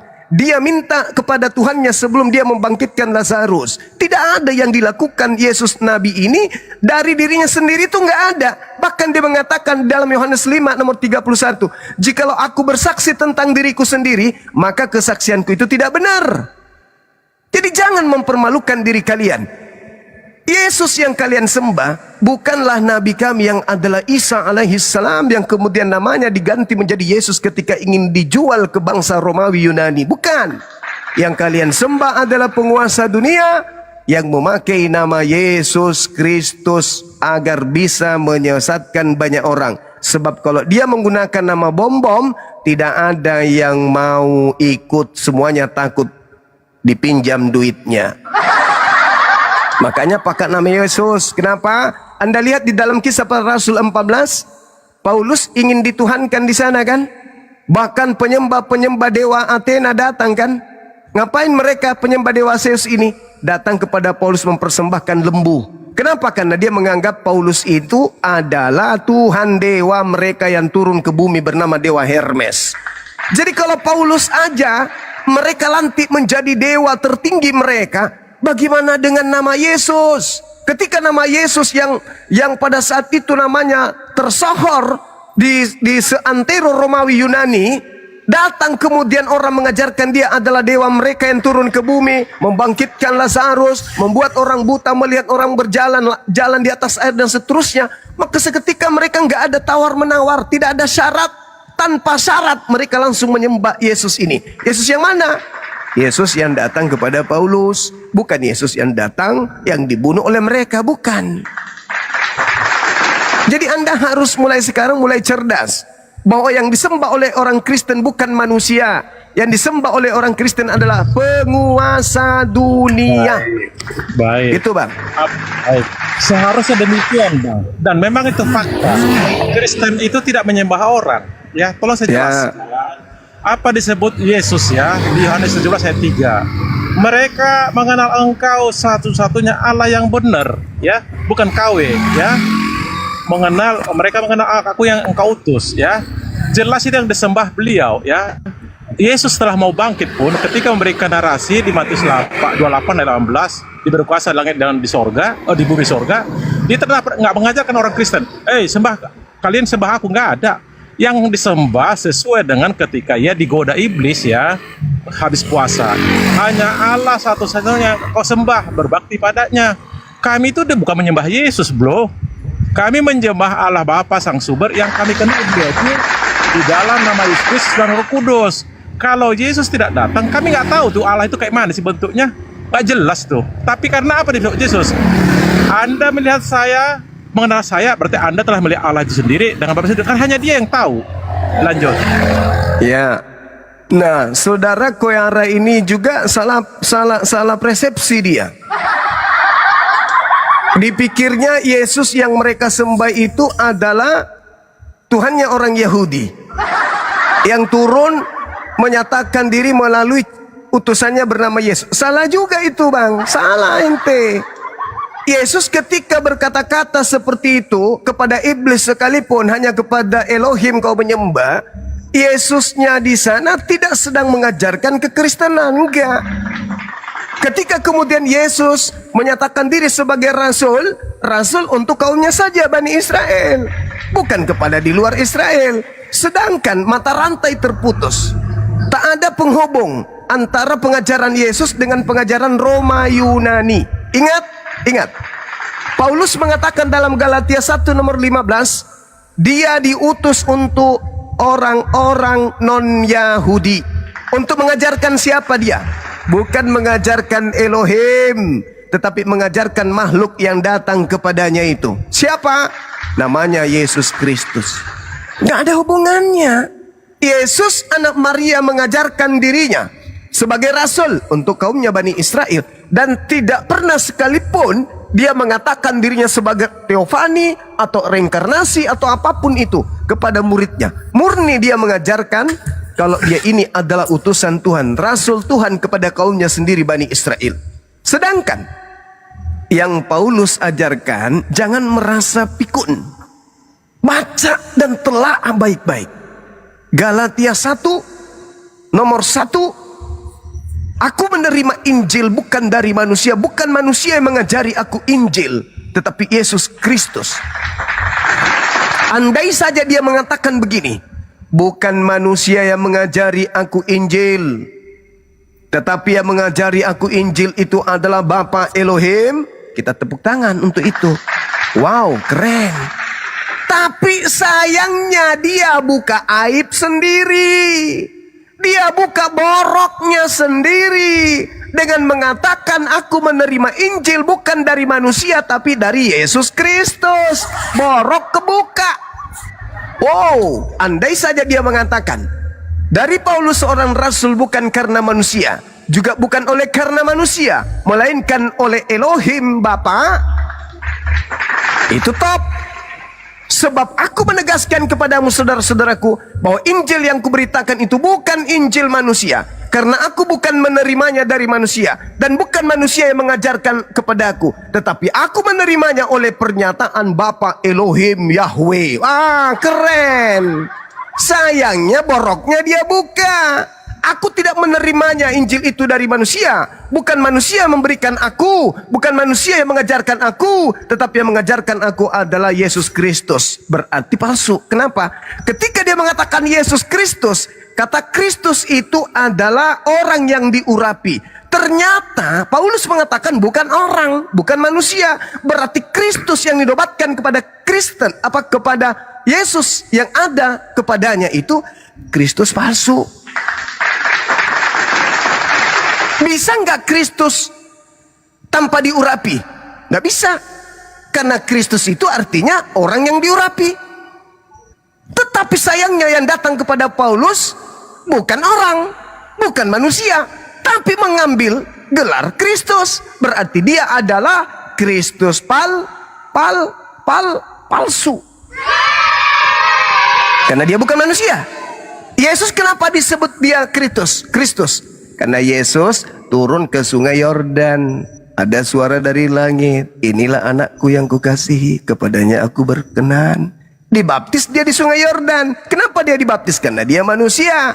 Yang datang kepada Paulus bukan manusia, berarti tidak pernah dibaptis. Kalau dia yang tidak pernah dibaptis karena bukan manusia mengaku Kristus palsu. Waspadalah kepada Kristus palsu yang datang kepadamu memakai namaku dan berkata akulah Yesus Kristus. Nabi palsu dulu pertama. Jadi baik, saya ini menanggapi sedikit Bang ya. Jelas perlu saya sampaikan, Yesus datang ke dunia sesuai dengan hierarki mulai dari Lukas 1 ayat 31. Dia manusia Bang. Dia lahir, bukan dia sebagai Allah itu pencipta itu bukan. Dia kan baca di Yohanes 3 ayat 16 itu. Begitu besar kasih karunia Allah sehingga mengaruniakan yang tunggal. Hubungkan dengan Yohanes 1:14. Kan itu jelas tunggal ya di situ. Artinya dia normal. Dia hasil persalinan, bukan langsung ujuk-ujuk keluar kan gitu. Dan memang kata-kata Tuhan itu sudah ada di Lukas 1 ayat 10 di ayat 11 itu. Tapi itu maknanya bukan sang pencipta Bang. Itu kalau Anda translate semua kata-kata yang ada di perjanjian baru, kata-kata Tuhan yang disematkan kepada Yesus sendiri pasti Lord, artinya penguasa. Hanya satu bedanya ada ketika Yesus bilang Shema Israel itu dari Ulangan 6:4 itu ada diparalelkan, itu artinya Jehovah is one ya. Jehovah adalah satu, arti Allah itu satu. Demikian Bang.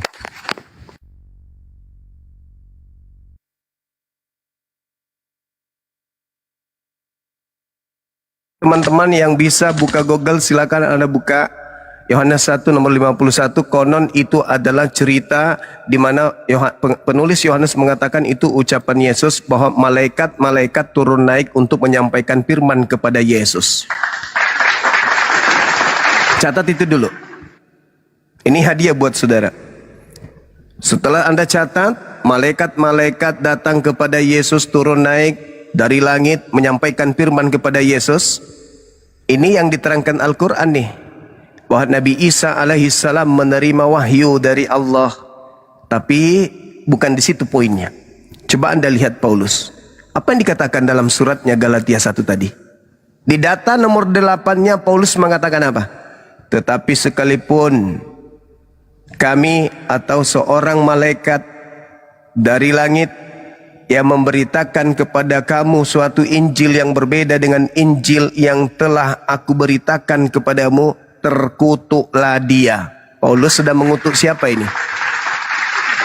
Paulus sedang mengutuk siapa? Jujur aja. Paulus sedang mengutus siapa? Malaikat-malaikat yang datang memberikan Injil kepada Yesus. Nah, sekarang permasalahannya ketika Anda membawa kitab-kitab yang lain. Pada Injil yang diterima Isa tuh, Bang. Isa kan menerima Injil. Silakan aja, nggak apa-apa. Sekarang Yesus menerima Injil nggak? Tidak, dialah Injil itu. Tidak menerima Injil. Tidak menerima Injil. Dia kan firman. Oh, tidak. Lalu Yesus mengatakan firman. apa? Segala firman Iya, yang engkau doa berikan. dia. Doa dia. Baca gini loh. Anda kan Segala mengambil- firman. Segala Anda kan firman. mengambil Yohanes 17 ayat 18 ayat 8 Segala kan? firman. Yohanes 12, Iya. Yohanes 12, Bukan. Yohanes 14. Yohanes Saya 17 sampaikan ayat kepada saudara. 8. Saya Lanjut. tanya sama saudara, apakah Yesus itu menerima firman? Tidak. Oh, sudahlah. Anda memang layak menjadi pengikut Paulus yang suka berbohong karena tujuannya untuk menyesatkan manusia. Yesus Di mana menerima firman Yesus? Coba tunjukkan ke saya. Anda lihat Yohanes 1 yang nomor 51 tadi yang kubacakan, yang kusampaikan? Siap saya bacakan ya. Ya, silakan. Siap saya bacakan ya. Gini kita diskusi abangku. Ya, silakan. Tapi kita jangan berbuat zalim. Jangan Iya, berbuat betul. zalim dengan menipu diri sendiri karena umat Betul. Islam tidak akan mampu Anda tipu. Ya. Silakan. Ya enggak lah, karena ini kan kita wajar. Anda kan bertanya sejawab, ya. Sebentar ya, Yohanes 1 ya, 151 Ya. Bang ya. 151. Baik, oke. Aku bacakan abangku ya, santai aja kita. Ini bulan puasa. Lalu kata Yesus kepadanya, ya, aku berkata kepadamu. Lalu kata Yesus kepadanya, aku berkata kepadamu, sesungguhnya engkau akan melihat langit terbuka dan malaikat-malaikat akan turun naik kepada anak manusia. Terus, Ngapain maksud malaikatnya? Anda, firmannya di mana? Malaikatnya ngapain? Baik, ketika dia lahir jelas datang malaikat. Ketika dia dimetongkan ada malaikat juga. Ketika mau berangkat juga ada juga malaikat 2. Itu Ya, maksudnya. malaikat ini fungsinya apa ke Yesus? Tidak tertulis. Tidak tertulis. Oke. Sekarang coba Anda katakan kepada saya, apa maksud Yesus mengatakan aku tidak berkata-kata dari diriku sendiri? Apa yang aku Iya. katakan adalah apa yang disampaikan kepada aku untuk aku katakan dan aku sampaikan. Yohanes 12:49. Itu maksudnya apa? Baik, itu maksudnya bahwasanya di Yohanes 12 Yesus masih posisi sebagai manusia, belum dimetongkan ya. Jadi ketika dia menyampaikan itu semua baik menghidupkan Lazarus ketika dia berdoa. Apa yang diperbuat adalah Allah sendiri yang merestui. Artinya bukan hasil karya dia sendiri, bukan kan? semau dia sendiri. Dia dikasih. Dengar dulu, nanti abang bantah. Itu kan ada. Yang ada kuasa dikasih dia setelah dibangkitkan Allah di Kaper 10 ayat 40. Jelas ditulis di Matius 28 ayat 18. Segala kuasa di langit dan di bumi, di surga dan di bumi diberikan. Artinya pasca sukses dia bangkit hari ketiga baru dikasih kuasa. Lanjut. Beda, Anda menggabungkan antara dua Yesus yang berbeda.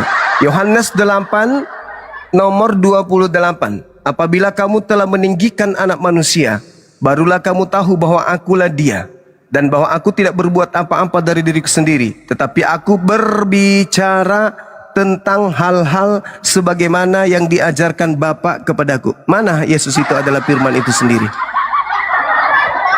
Mana bang dalilnya? Kan di sini disebutkan, maka kata Yesus, apabila kamu telah meninggikan anak manusia, Ya, Yesus anak ya? manusia ya, anak manusia ya. Ya, anak manusia kan Yesus. Ya iya, yang datang kepada Paulus anak manusia bukan? Apanya? Yang datang kepada Paulus anak manusia bukan? Jangan dulu. Enggak, dengan piara kita mainkan dulu. Bang. Yang datang kepada Paulus anak manusia. Iya, kita mainkan di 4 gospel karena gini, berita Paulus itu ada 28 tahun setelah kejadian ini, Bang. Masalahnya Jangan campur Kristen berasal dari sono.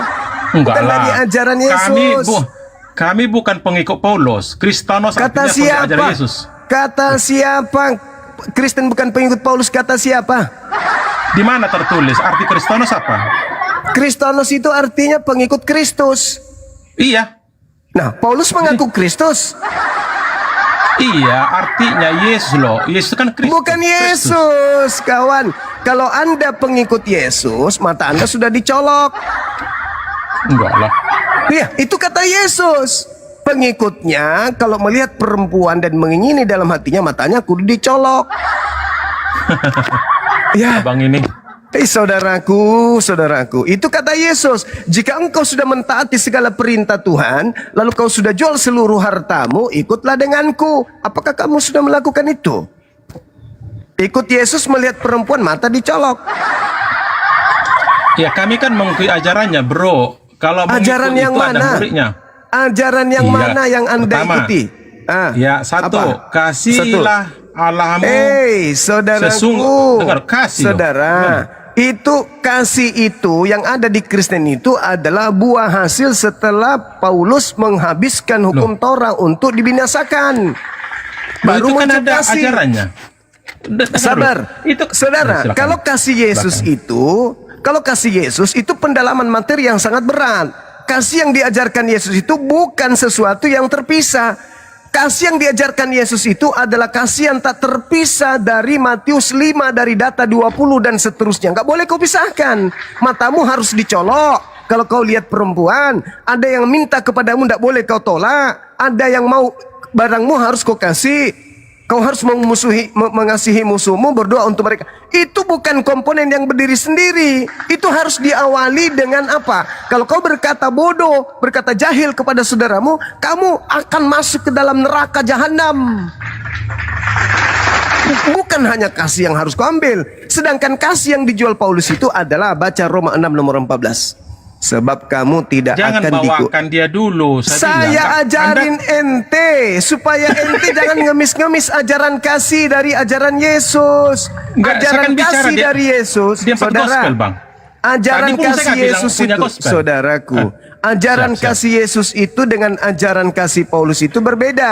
Ajaran kasih Yesus itu adalah menjalankan segala perintah Tuhan Elohim, bahkan lebih besar dari pekerjaan-pekerjaan yang diperintahkan oleh Elohim itu. Anda baca Matius 5 nomor 20 dan seterusnya. Sedangkan kasih yang diajarkan Paulus adalah, baca Roma 16 nomor 14. Sebab Jangan kamu bawa tidak Paulus. Jangan bawa Paulus. Astagfirullahalazim, ya Allah, yang empat ya gospel Karim. gini loh. Anda itu bicara ke saya Oke. empat gospel. Baik. Nih, saya buktikan kalau Anda itu pengikut Ya, Paulus, kasih. bukan pengikut. Ya, Boleh dengar saya ya. buktikan? Boleh Baca saya buktikan Matius kalau 22 Anda aja. Boleh Silakan, saya silakan. buktikan kalau Anda Kita pengikut diskusi. Paulus bukan pengikut Siap. Yesus? Ya, Baik, oke. buktikan, Bang. Oke, baik. Nih, saya buktikan sama saudara. Jangan kamu menyangka bahwa aku datang untuk meniadakan hukum Taurat, kitab para nabi. Aku datang bukan meniadakan, melainkan untuk menggenapinya. Jadi dia menggenapi ya. Bawa Paulus ini. Aduh, jangan buka itu. Di Lukas taro. Di mana tertulis? Ini Matius 5 ini, Matius 5 katanya kau tidak mau Paulus. Oh, ya. Silakan. Sorry. Janganlah kamu menyangka bahwa aku datang untuk meniadakan hukum Taurat. Aku Yesus tidak meniadakan hukum Taurat, tidak meniadakan kitab para nabi. Menggenapi. Tapi menggenapi, bukan menghilangkan, bukan meniadakan. Betul sekali kan? Setuju. Oke. Setuju, baik. Bang. Setuju. Dengarkan. Saya bacakan sama Anda untuk membuktikan bahwa Anda bukan pengikutnya. Ya. Karena aku berkata kepada kamu, sesungguhnya selama belum lenyap langit dan bumi, satu Satu iota iota. atau satu titik pun tidak Ya. akan ditiadakan dari Dari hukum Taurat hukum sebelum Taurat, bukan semuanya Torah. terjadi. Sebelum semuanya terjadi. Betul. Hukum Taurat dia bukan Apa sih? bukan Taurat itu, dengarkan. Bang. Hukum Taurat. Apa? Bilang itu hukum Taurat, bukan Torah. Iya, hukum Taurat dengan Taurat itu original teksnya sama. Tidak. Ya Allah ya Karim. Hukum Taurat dengan Taurat itu dalam original teksnya itu sama. Cuman penerjemah yang menambah kata hukum kadang dia menambahkan kemudian kadang dia hilangkan. Original teksnya itu sama-sama nomos. Hukum Taurat dan Taurat saja itu sama-sama original teksnya nomos. Yang datang kepada Nabi Muhammad di dalam Gua Hira itu adalah namus. Yang membawa hukum kepada Nabi Muhammad yaitu roh kebenaran. Itu yang perlu Anda pahami. Matius 5, kata hukum Taurat itu hanya penambahan kata hukum itu. Maksudnya Taurat. Jadi arti yang sebenarnya adalah sesungguhnya sebelum lenyap langit dan bumi, satu iota, satu titik pun tidak akan ditiadakan dari Taurat. kata hukum di situ penambahan lembaga Bible Indonesia untuk menipu. Kenapa? Ada misi terselubung. Nanti orang-orang Kristen akan mengatakan, yang 10 masih kami pakai lah. Yang seremonial sudah terhapus loh. Padahal kata hukum di situ itu nggak ada. Yang ada nomos itu cuman Torah. Jadi saya lanjutkan abangku, saudaraku. Sesungguhnya selama belum lenyap langit dan bumi, satu iota, satu titik pun tidak akan ditiadakan dari Taurat sebelum semua terjadi. Karena siapa yang meniadakan satu titik dari Torah, sekalipun yang paling kecil, dan mengajarkan demikian kepada orang lain, ia akan menduduki tempat yang terendah, terhina di dalam kerajaan langit. Tetapi siapa yang melakukan dan mengajarkan kepada si orang lain tentang perintah-perintah Taurat, ia akan menduduki tempat yang tinggi dalam kerajaan langit. Maka aku berkata kepadamu, jikalau hidup keagamaanmu tidak lebih baik, tidak lebih benar dari hidup keagamaan ahli Taurat dan orang Farisi, sesungguhnya kamu tidak akan masuk ke dalam kerajaan surga. Nah, ini kita masuk dalam penggenapannya. Ini penggenapannya Yesus. Kamu telah mendengarkan yang difirmankan kepada nenek moyang kita, jangan membunuh. Ini hukum Torah. Ini adalah Torah. Siapa yang membunuh harus dihukum. Tetapi aku berkata kepadamu, nah ini penggenapannya. Ini penggenapannya dari hukum Torah itu. Setiap orang yang marah terhadap saudaranya harus dihukum. Jadi bukan hanya membunuh. Setelah Yesus mengajar, menggenapi yang tadinya jangan membunuh, kalau kau membunuh dihukum. Sekarang penggenapannya adalah bukan hanya membunuh, tetapi hanya sekedar marah. Maka Nabi Muhammad mengatakan, la taqadaba, la taqadaba, la taqadaba. Jangan kau marah, jangan kau marah, jangan kau marah. Yesus mengatakan apa? Setiap orang yang marah terhadap saudaranya harus dihukum. Siapa yang berkata kepada saudaranya jahil harus dihadapkan ke mahkamah agama. Dan siapa yang berkata bolot harus diserahkan kepada neraka. Itu penggenapan. Bukan ajaran Yesus itu, kasih banyak. Itu penggenapannya. Sabar, saya akan sampai kepada yang Anda jilat-jilat itu, kasih-kasih itu. Saya akan sampai. Yang pertama, jangan membunuh, itu hukum Taurat. Jangan membunuh, itu hukum Taurat. Kalau membunuh di Taurat, nyawa balas nyawa, mata balas mata, tangan balas tangan. Itu di Taurat. Tapi Yesus mengatakan apa? Setelah saya menggenapi, jangankan ente membunuh, ente berkata jahil aja harus diserahkan ke dalam neraka. Apakah praktek sudah dilakukan oleh Kristen? Tidak. Jadi kasih yang kamu praktekkan itu bukan kasih Kristen, kasih Yesus, bukan. Kasih yang diajarkan Yesus itu adalah, kalau dulu yang membunuh dibunuh, kasih yang aku ajarkan adalah kau berkata jahil, berkata bodoh kepada sesamamu manusia, maka kamu harus diserahkan ke dalam api neraka jahanam yang menyala-nyala. Itu bukan ucapan saya, itu ucapan Yesus. Jadi hidup yang lebih baik dari hidup ahli Taurat adalah jangan kau berkata jahil. Kapan kau berkata jahil, maka tempatmu adalah neraka jahanam. Apakah Kristen bisa mempraktikkan itu? Tidak bisa. Nah, lanjut. Sebab itu, jikalau engkau mempersembahkan persembahanmu di mezbah dan engkau teringat akan sesuatu yang ada dalam hatimu terhadap saudaramu, tinggalkanlah persembahanmu itu di depan mezbah. Pergilah berdamai lebih dulu dengan saudaramu, lalu kembali untuk mempersembahkan persembahanmu itu. Segeralah berdamai dengan lawanmu selama engkau bersama-sama dengan dia di tengah jalan, supaya lawanmu itu jangan menyerahkan engkau kepada hakim, dan hakim itu menyerahkan engkau kepada pembantunya, dan engkau dilemparkan ke dalam penjara. Aku berkata kepada kamu, sesungguhnya engkau tidak akan keluar dari sana, dari penjara, sebelum engkau membayar hutangmu sampai lunas. Kamu telah mendengar firman, jangan berzina. Tetapi aku berkata kepadamu, setiap orang yang memandang perempuan serta mengininya dalam hatinya, dia telah berzina. Maka jika matamu yang kadang menyesatkan engkau, cungkilah dan buanglah itu, karena itu lebih baik bagimu daripada satu anggota tubuhmu binasa, daripada tubuhmu dengan utuh dicampakkan ke dalam api neraka jahanam. Itu penggenapan Yesus. Barang siapa yang berzina, itu zina, itu Taurat. Ada yang lebih, yang saya genapi, yang saya sempurnakan. Apa itu? Bukan hanya berzina. Kau memandang wanita, sekedar memandang, dan kau ingini dalam hatimu. kau sudah bersinah dalam hatimu. Apa akibatnya? Matamu lebih baik dicongkel. Kamu pikir selama ini kamu mengikuti ajaran Yesus? Tidak. Ajaran Yesus itu, kalau engkau berkata jahil kepada sesamamu, maka engkau dilemparkan ke dalam api neraka jahanam. Itu hukum Taurat itu, Bang. Ya Allah ya Taurat Karim, itu. bahlulnya manusia ini. Dia berapa? Coba di mana terus Yesus ngomong gitu, di mana? Di surah ayat berapa, Bang? Tunjukkan Matius, dulu. astagfirullahalazim ya Allah. Inilah kalau umat Paulus ditemani diskusi. Gak apa-apa, Ya. diskusi kita, Bang. Silakan. Lahum Matius azan. Matius berapa? Lahum azan. La yasma'una biha. Kau mendengarkan tapi kau punya telinga tapi kau tidak mendengarkan. Bukan. Ini Matius berapa? Biar Walaqad aku cek. zara'na li jahannam katsiran minal jin wal ins. Aku penuhi neraka oleh Baik. manusia sebab mereka punya telinga tapi tidak mendengarkan. Mereka punya mata. Lahum Di Matius ayun berapa? la yubsiruna biha. Baca Matius, lihat, tatap dengan matamu. Matius 5. Matius berapa? Ayat. Sudah kujelaskan dari tadi. Janganlah menyangka aku datang untuk meniadakan Taurat. Aku datang bukan meniadakan tapi untuk menggenapi. Iya, itu nggak ada di colok mata tadi. Itu menggenapi artinya terlalu berat loh hukum Taurat itu. Masa Nenekmu cuman kiper. Nenekmu kiper, jangan begitu. Jangan saudaraku Kuinara. Kalau Anda Anda salah, masih Mama. Kalau Bukan, ini kan- kalau Anda ini kan kitabku. Ini kan kitabku, Memang artinya kitabmu, aku tapi yang mengerti menjelaskan. saya. Kau yang Enak punya aja. buku, ya mengerti Enak saya. aja. Seibarat Ya, bersimo. seorang siswa yang punya buku cetak yang menjelaskan itu gurunya. Saya balikkan. Ini- Kalau saya Anda, Hei, aku saudaraku. ngomong ke kitabku gimana?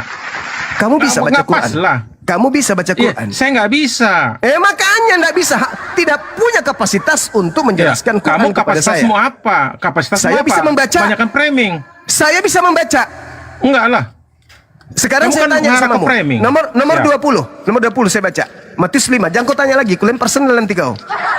Matius Iya. 5 nomor 20. Jangan kau tanya Menggenapi. lagi itu di mana. Berarti kau itu adalah penghuni neraka. Karena kau punya Yang Anda kuping, bilang mencolok- kau punya yang mencolok mata, mata itu. kau punya Bang. hati. Oke, silakan Anda bernarasi. Jangan bernarasi doang, tapi kau tidak dengar. Saya lagi diskusi dengan kamu. Jangan kau di situ malah coli. Kau dengar penjelasannya. Jangan kau masuk neraka. Punya telinga tidak mendengar, punya mata nggak melihat. Dengarkan kalau saya menjelaskan. Matius 5 nomor 20. Aku Yesus berkata kepadamu, jikalau hidup keberagamaanmu tidak lebih benar daripada hidup keagamaan ahli Taurat, orang Farisi, sesungguhnya kamu tidak akan masuk ke dalam kerajaan surga. Apa itu maksudnya? Maksudnya apa itu? Aku menggenapi bukan hanya sekedar ajaran Torah, lebih dari itu yang aku ajarkan. Apa di antaranya? Kalau Taurat mengatakan jangan membunuh, saya enggak. Saya lebih daripada itu. Apa itu? Sekedar kau berkata jahil kepada saudaramu, kamu wajib ke neraka. Berarti menurut Yesus jangankan membunuh, hidup keberagamaan yang lebih baik itu adalah bukan hanya sekedar jangan membunuh, sekedar marah saja itu nggak boleh. Itu ajaran yang lebih benar. Sekedar untuk berkata jahil saja, hukumannya neraka jahanam. Barang siapa berkata kepada saudaranya jahil, harus diserahkan ke dalam neraka yang menyala-nyala. Itu penggenapannya. Bukan dihapuskan kayak Paulus. Kalau Paulus, kasihnya Paulus itu beda. Kasihnya Paulus itu Roma 6 nomor 14. Sekarang kamu hidup di dalam kasih karunia, bukan lagi hidup di bawah hukum Taurat. Bang, jangan bawa Paulus. Tadi saya mengajak ente membahas kasih Yesus dan kasih Paulus itu berbeda. Yang diikuti Kristen hari ini bukan kasih Yesus tapi kasih Paulus. Kalau Yesus, saudaraku, kalau Yesus Dua yang kau saja. ikut, kalau Yesus, Tuhan Allahmu, betul. ya Allah ya Karim. Kalau Yesus yang kau, oke, baik. Silakan. Sekarang begini, saudara Koera, kalau mengasihi Tuhan itu apa yang kita lakukan? Jangan dibuat dua, kan jelas. Ya. namanya. Sekarang saya tanya, Yohanes kalau 17 mengasihi, ayat 3. kalau mengasihi Mereka Tuhan mengenal itu, Engkau satu-satunya Allah yang benar, itu masih mengasihi. kalau Jangan dua. mengasihi Tuhan itu apa yang kita lakukan? Ya, tunduk patuh padanya, jangan bikin dua Tuhannya, Allahnya gitu. Patuh maksudnya gimana? Ya ikut ajarannya lah, Apa ajarannya? yang disampaikan Yesus itu sendiri. Kami kan nggak Bukan langsung yang kami disampaikan Allah, kami. Musa. Tidak, itu Musa punya dia sendiri. Tolong tunjukkan di mana Yesus mengajarkan untuk meniadakan Taurat.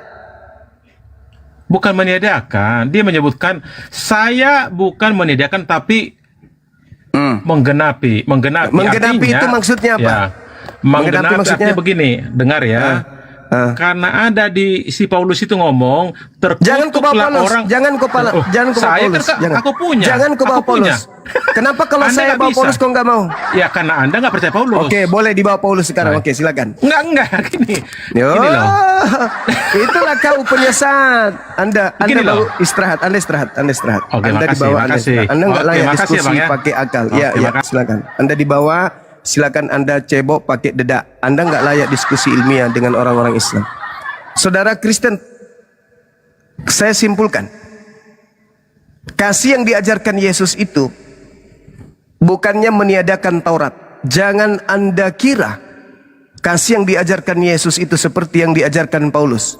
Kasih menurut Paulus adalah meninggalkan seluruh perintah-perintah Taurat. Itu kasih yang diajarkan Paulus.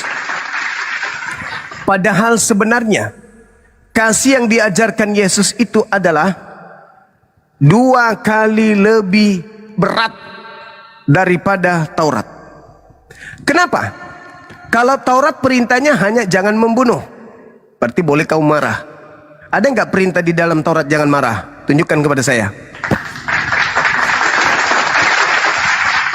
Yesus mengatakan penggenapan dari Taurat itu adalah kalau tadi jangan membunuh, sekarang jangan marah. Barang siapa yang marah dan berkata jahil harus diserahkan ke dalam neraka yang menyala-nyala. Ayo, marah saja dalam kasih ajaran Yesus itu nggak boleh. Berarti kasih yang diajarkan Yesus itu adalah sabar, bukan menghapuskan Taurat, tapi menjalankan Taurat dengan sepenuh hati, diikuti oleh rasa sabar. Yang kedua, jangan berzina. Kasih yang diajarkan Yesus yang terkait larangan jangan berzina ini, itu tidak dihilangkan jangan berzinanya, tetapi ditambah oleh Yesus. Apa itu? Menatap wanita dan kau nafsu memandangnya itu sudah dihitung berzina. Hukumannya matamu harus dicolok. Jangan kau anggap main-main. Ajaran Yesus itu berat. Barang siapa yang memandang wanita dan mengingini di dalam hatinya, maka dia sudah berzina. Efeknya apa? Matanya harus dicolok. Berat kan? Berat. Jadi penggenapan Torah itu berat, bukan dihapus dengan mati di atas salib. Itu maunya Paulus. Aku berkata kepadamu, sesungguhnya barang siapa yang menceraikan istrinya harus memberi surat cerai kepadanya. Tetapi aku berkata kepada kamu, setiap orang yang menceraikan istrinya kecuali karena zina, ia menjadikan istrinya berzina. Dan siapa yang kawin dengan perempuan yang diceraikan, ia berbuat zina. Berat. Berat sekali. Ini penggenapan yang Yesus sampaikan kepada muridnya Bani Israel. Bukan Taurat sekedar Taurat saja, tetapi dia tambahkan, dia genapi ajaran Taurat itu. Maka semakin berat, bukan semakin mudah. Aku berkata kepadamu, setiap orang yang menceraikan istrinya kecuali karena zina, ia menjadikan istrinya menjadi pesina. Dan siapa jangan marah. Ini negara Indonesia, bukan negara Paulus. Negara Indonesia bebas kita mengajarkan agama kita. Begitu kawan. Itu yang Anda harus pahami. Barang siapa yang melakukan demikian, maka dia berbuat zina. Itu ajaran Yesus. Kalian sudah lakukan? Tidak. Lalu kemudian katanya, tetapi kamu telah mendengar pula yang difirmankannya kepada nenek moyang kita, jangan bersumpah palsu, melainkan peganglah sumpah itu di hadapan Tuhan. Aku genapi. Apa penggenapannya? Dengarkan. Tetapi aku berkata kepadamu, jangan sekali-kali bersumpah baik demi langit, karena langit adalah tahta Elohim, maupun demi bumi, karena bumi adalah tumpuan kakinya, atau demi Yerusalem, karena Yerusalem adalah kota raja besar. Janganlah juga engkau bersumpah demi kepalamu, karena engkau tidak berkuasa memutihkan atau menghitamkan selai rambutmu. Jika ya, hendaklah kamu katakan ya. Jika tidak, hendaklah kamu katakan tidak. Apa yang lebih daripada itu berasal dari yang jahat. Itu penggenapan dari hukum Torah, bukan menghapuskan. Kalian itu salah.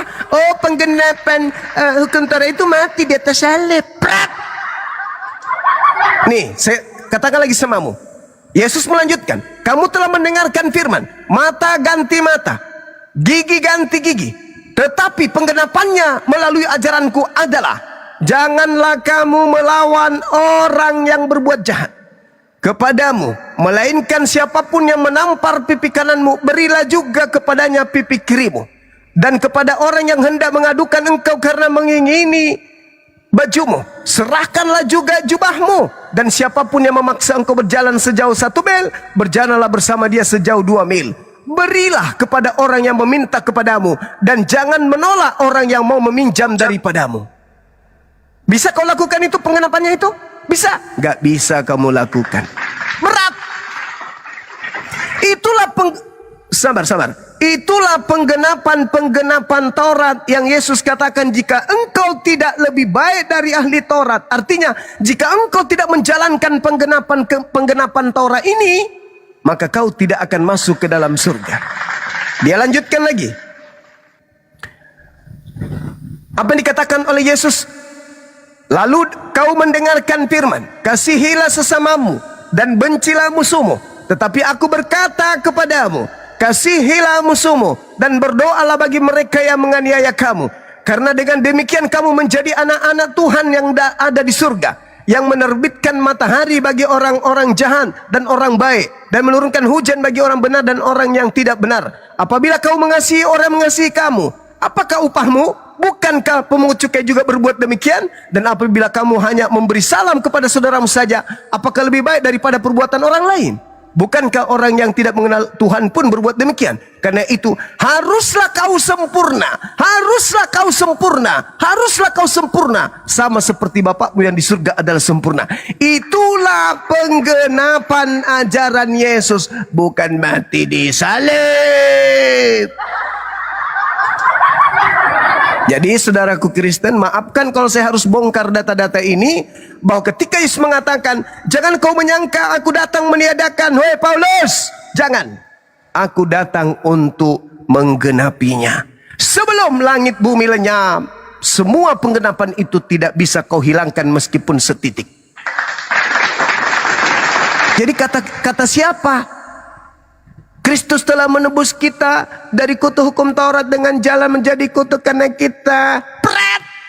Karangan lo. Yesus mengatakan datanya di dalam Matius 5 lengkap dari data 17 sampai data 48. Penggenapan hukum Taurat itu jauh lebih berat daripada Taurat itu sendiri. Belajar kalian, belajar biar bisa sehat. Silakan. Oke, saya boleh komentar, Bang boleh? Silakan Bang, silakan. Oke, baik, terima kasih. Yang pertama-tama saya memberi apresiasi dulu kepada Abang ini yang ternyata luar biasa. Sudah banyak tahu ya, luar biasa. Jadi gini Bang, tadi yang saya dengar Abang sampaikan tentang hukum Taurat itu benar. Malahan lebih dari itu, Rasul Paulus memberikan keterangan kesaksian di dalam Roma dan juga dalam Galatia. Bunyinya gini ya, bukan yang mendengar hukum Taurat yang dibenarkan, tetapi yang melakukan hukum Taurat yang dibenarkan. Dan dalam Galatia pasal 4 juga, saya tambah juga ya, Dalam Galatia pasal 4, tunggu saya buka ya. Bunyinya gini. Ia diutus untuk menebus mereka yang takluk kepada hukum Taurat supaya kita diterima menjadi anak. Dari ayat 4 dan ayat 5, tetapi setelah genap waktunya maka Allah mengutus anaknya yang lahir dari seorang perempuan dan takluk kepada hukum Taurat. Ia diutus untuk menebus mereka yang takluk kepada hukum Taurat. Yesus datang untuk mereka yang untuk menebus mereka yang takluk kepada hukum Taurat. Artinya yang tunduk kepada hukum Taurat yang sudah abang tadi sampaikan. Luar biasa. Itu benar, Bang. Pertanyaan saya. Jadi tunggu Bang. Apakah Anda takluk? Apakah Anda tunduk kepada hukum Taurat? Ya, saya jawab ya. Pertanyaan yang sangat baik. Ingat Bang, saya jelaskan ya juga bagi saudara-saudari yang Muslim yang lain. Pertanyaan saya, apakah Anda tunduk kepada hukum Taurat? Ya, ini saya jawab. Saya jawab ya. Tadi kan Anda sudah bernarasi, saya juga akan berikan kesempatan ya. Saya tapi jangan Anda membantah narasi itu tanpa dalil. Enggak. Saya mau buka dulu dengan kata-kata ini. Saya mau sampaikan kepada saudara-saudari Muslim, jangan anggap Kristen itu sama semuanya yang menurut Kristen itu ya. Saya Kristen yang menurut hukum Taurat. Salah satunya tidak haram ya. Tapi menyembah itu. Tapi ya. menyembah ke Allah ya. Bukan ke Yesus. Ya, Yesus adalah anak Allah dan legitimasi Allah. Dengar saya narasi ya. Dengar ya saya sampaikan. Kenapa sampai kami orang Kristen biar enak. Iya, gantian. Kenapa kami orang Kristen mendengar? Saudara gini, sebelum Anda berbicara, maaf nih, saya kan panjang lebar tadi, saudara ya, karena saya menganggap lawan diskusi saya udah turun. Ya. Kalau Anda telaah, yang saya sampaikan tadi itu adalah ajaran Yesus setelah dia menggenapi hukum Taurat. Dia menyempurnakan dengan pola yang saya sampaikan berdasarkan ucapan Yesus. Cungkil mata, potong tangan, tidak boleh berkata jahil dan seterusnya. Dan itu adalah syarat untuk punya agama yang menjadi syarat mutlak masuk surga. Apa itu? Menjalankan hukum Taurat dan penggenapan yang Yesus ajarkan. Nah, pertanyaan muncul. Apakah orang Kristen percaya dan mempraktekkan semua itu? Ya atau tidak? Silakan. Ya, benar saudara. Benar apa? Benar ya, mempraktikkan sesuai dengan pertanyaan saudara. Tapi Kristen mendirikan gereja. Ya, benar.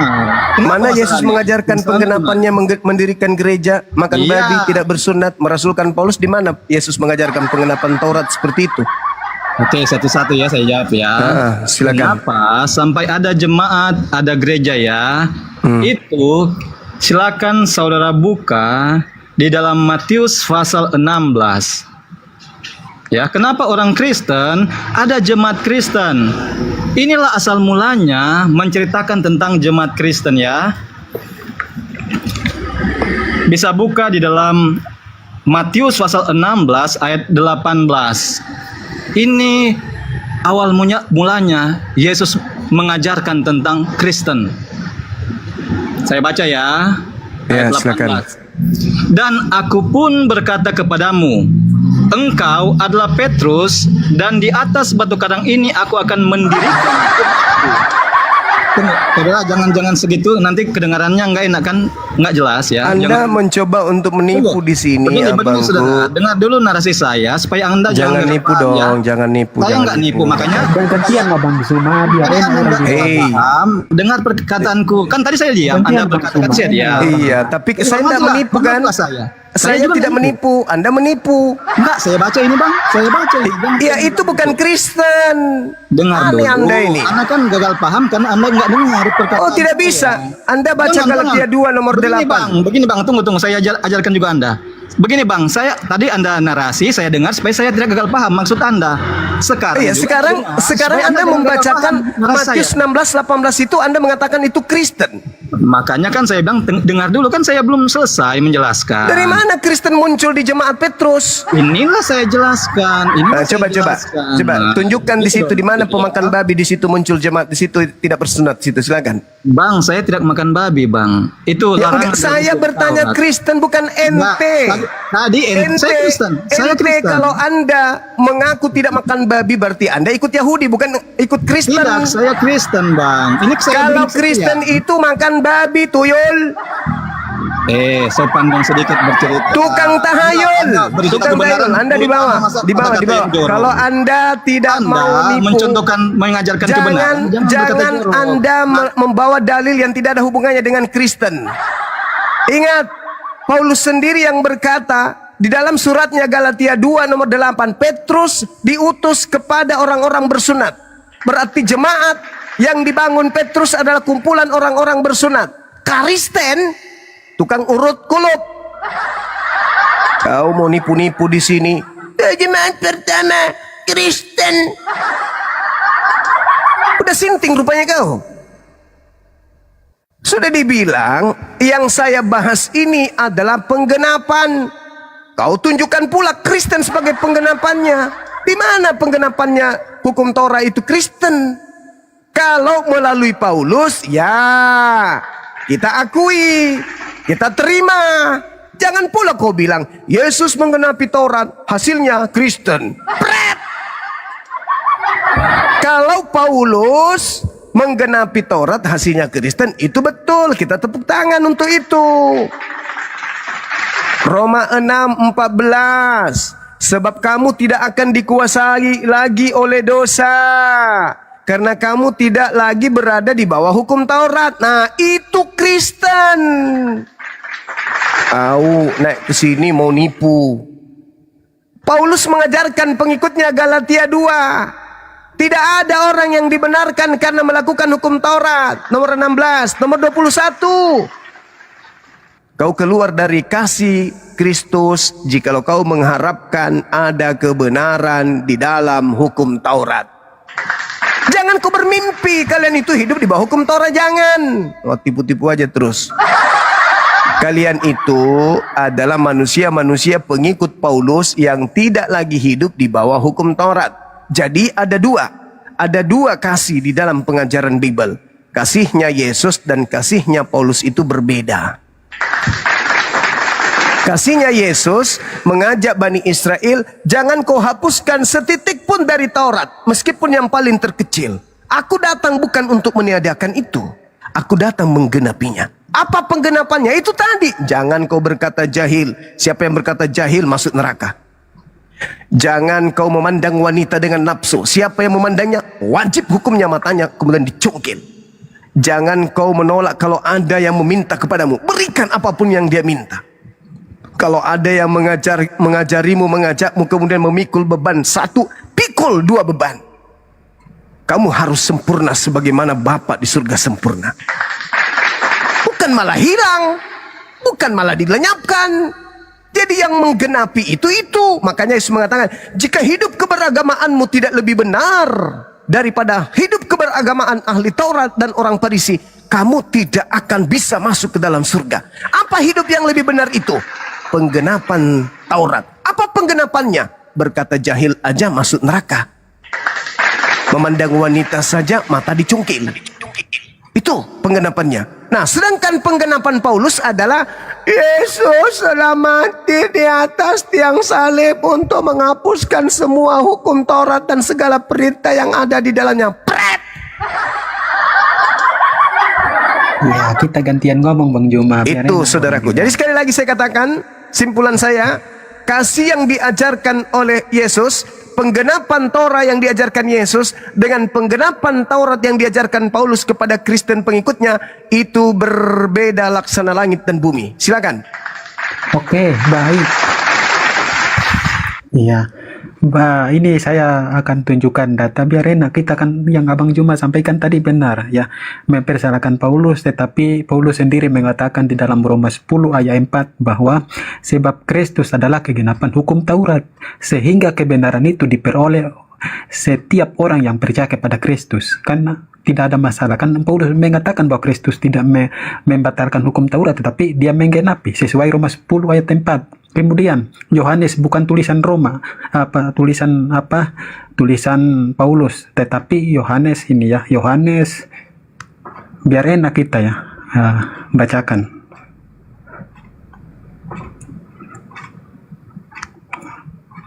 Ya, kita duluan dari Injil Lukas ya. Ya, ini Lukas bukan tulisannya Paulus, tetapi Lukas ini adalah Injil ya, bukan surat Paulus ya. Di sini dia berkata bahwa hukum Taurat dan kitab para nabi itu berlaku sampai kepada zaman Yohanes, dan sejak waktu itu kerajaan Allah diberitakan dan setiap orang akan menggahi merebut memasuki kerajaan itu ya. Berarti segala hukum Taurat itu memang Yesus datang menggenapi, dan kegenapan itu bagi orang yang untuk mempercayai hukum Taurat itu boleh mempercayai, tetapi bagi yang tidak melaksanakan Taurat itu tidak perlu melaksanakan karena Yesus sudah menggenapi hukum Taurat itu. Kemudian di dalam Yohanes 1 ayat 17, sebab Kristus adalah kegenapan dari hukum Taurat itu. Dia berhubungan dengan ayat yang Lukas 16 ayat 16 ini. Hukum Taurat dan kitab para nabi berlaku sampai kepada zaman Yohanes ya. Jadi hukum Taurat itu sebenarnya setelah kedatangan Yesus ya, hukum Taurat itu tidak perlu lagi kalau memang bagi orang yang melaksanakan, tetapi hukum Taurat itu tidak ada karena Yesus Kristus itu datang sebagai kasih, karena Taurat itu tidak ada lagi ya, gitu. Itulah konteks yang benar. Kemudian apa yang disampaikan sama Abang Juma itu benar ya. Semua itu saya akui ya, saya mengakui bahwa itu adalah suatu hal yang benar-benar Abang Juma sampaikan benar bagi orang-orang yang Kristen yang percaya dan mengerti tentang konteks atau isi daripada Alkitab ini. Benar Bang Juma ya. Karena hukum Taurat itu berlaku kepada orang-orang Yahudi pada saat itu, dan hukum Taurat itu ketika Yesus datang menggenapi hukum Taurat itu tidak ada lagi karena kasih karunia itu udah ada setelah Yesus datang itu. Makanya kasih karunia itu diperoleh bukan dari hukum Taurat lagi, tetapi dari kasih karunia Yesus. Itu yang benar kalau kita belajar mengenai arti daripada Alkitab kami itu ya. Jadi apa yang disampaikan Abang Juma ya. Kemudian Abang menyampaikan tentang Paulus ya. Kalau kita merujuk lagi kepada literasi agama Abang sendiri, ternyata Paulus itu adalah nabi ketiga yang diutus kepada negeri di Antioquia gitu. Jadi sebenarnya jangan mempersalahkan Paulus Bang ya, karena Abang tidak mengerti tentang isi pada ajaran Abang, tetapi yang lebih mengerti adalah penulis dan para pencetak hadis terbanyak di ajaran-ajaran sesuai literasi Abang. Dan mereka sendiri menyebut bahwa memang Paulus itu adalah nabi ketiga gitu. Jadi itu yang kita harus imani ya, yang kita itu harus percaya gitu. Jadi Abang Suma, apa yang Abang Suma sampaikan itu memang benar Bang, dan itu khusus bagi orang-orang pelajar di dalam orang-orang agama berkristen ya gitu. Kemudian gereja itu memang benar kata ayat yang temanku bawa tadi ya, itu Yesus berkata langsung kepada Rasul Petrus bahwa di atas batu karang ini aku akan mendirikan jemaat. Jemaat itu siapa? Pengikut Kristus itu. Iya. Kamu anggap Yesus makelar. Kan pengantara kamu yang bikin itu. Kamu yang bikinnya itu. Kamu menganalogikan Yesus adalah makelar loh. Iya, kan dibilang kamu pengantara. Pengantara kan? Kau jadikan Tuhan Yesus itu makelar. Yesus tuh makelar loh. Makelar kasus. Seakan-akan dia bisa membereskan semua kasus itu kepada Bapa. Jangan merendahkan. Enggak, saya nggak merendahkan. Yang merendahkan kamu. Karena di situ. Kamu yang bilang perantara itu jadi makelar gimana? Di situ kan kamu bertanya. Padahal maksud firman itu tidak seperti itu. Oke, tapi kamu jelaskan, silakan. Tapi kamu mau membawanya premis itu untuk menjadi dua Tuhan. Jangan di framing kamu. Jangan menjadi di dua framing Tuhan. Kamu jelaskan saja. Gini Pak, jelaskan saja yang dari pandanganmu seperti apa. Jangan di framing ke sini. Gitu. Iya enggak, makanya pengantara itu sebenarnya pengantara itu dan Bapa dan pengantara itu adalah satu oknum. Jadi tidak ada makelar di situ. Tidak ada makanan. Kan kamu kan begitu. Berarti kan kamu maunya ada makelar. Only you, only you. Kamu tahu tidak di situ tidak ada Sebentar, mau dijelasin kata nggak? satu, only you. Tidak ada kata satu di situ. Ya, saya tahu. Memang tidak satu karena Ini kamu. maksudnya pengantara ini untuk apa gitu, Pak? Iya, kamu kan maunya ada makelar di situ. Enggak, Aku pengantara jelasin. ini untuk apa? Antara gini, antara yang berdosa. Pengantara kan di itu sini dan kan gini. Tunggu. Nih kan, jika seorang berbuat dosa, jika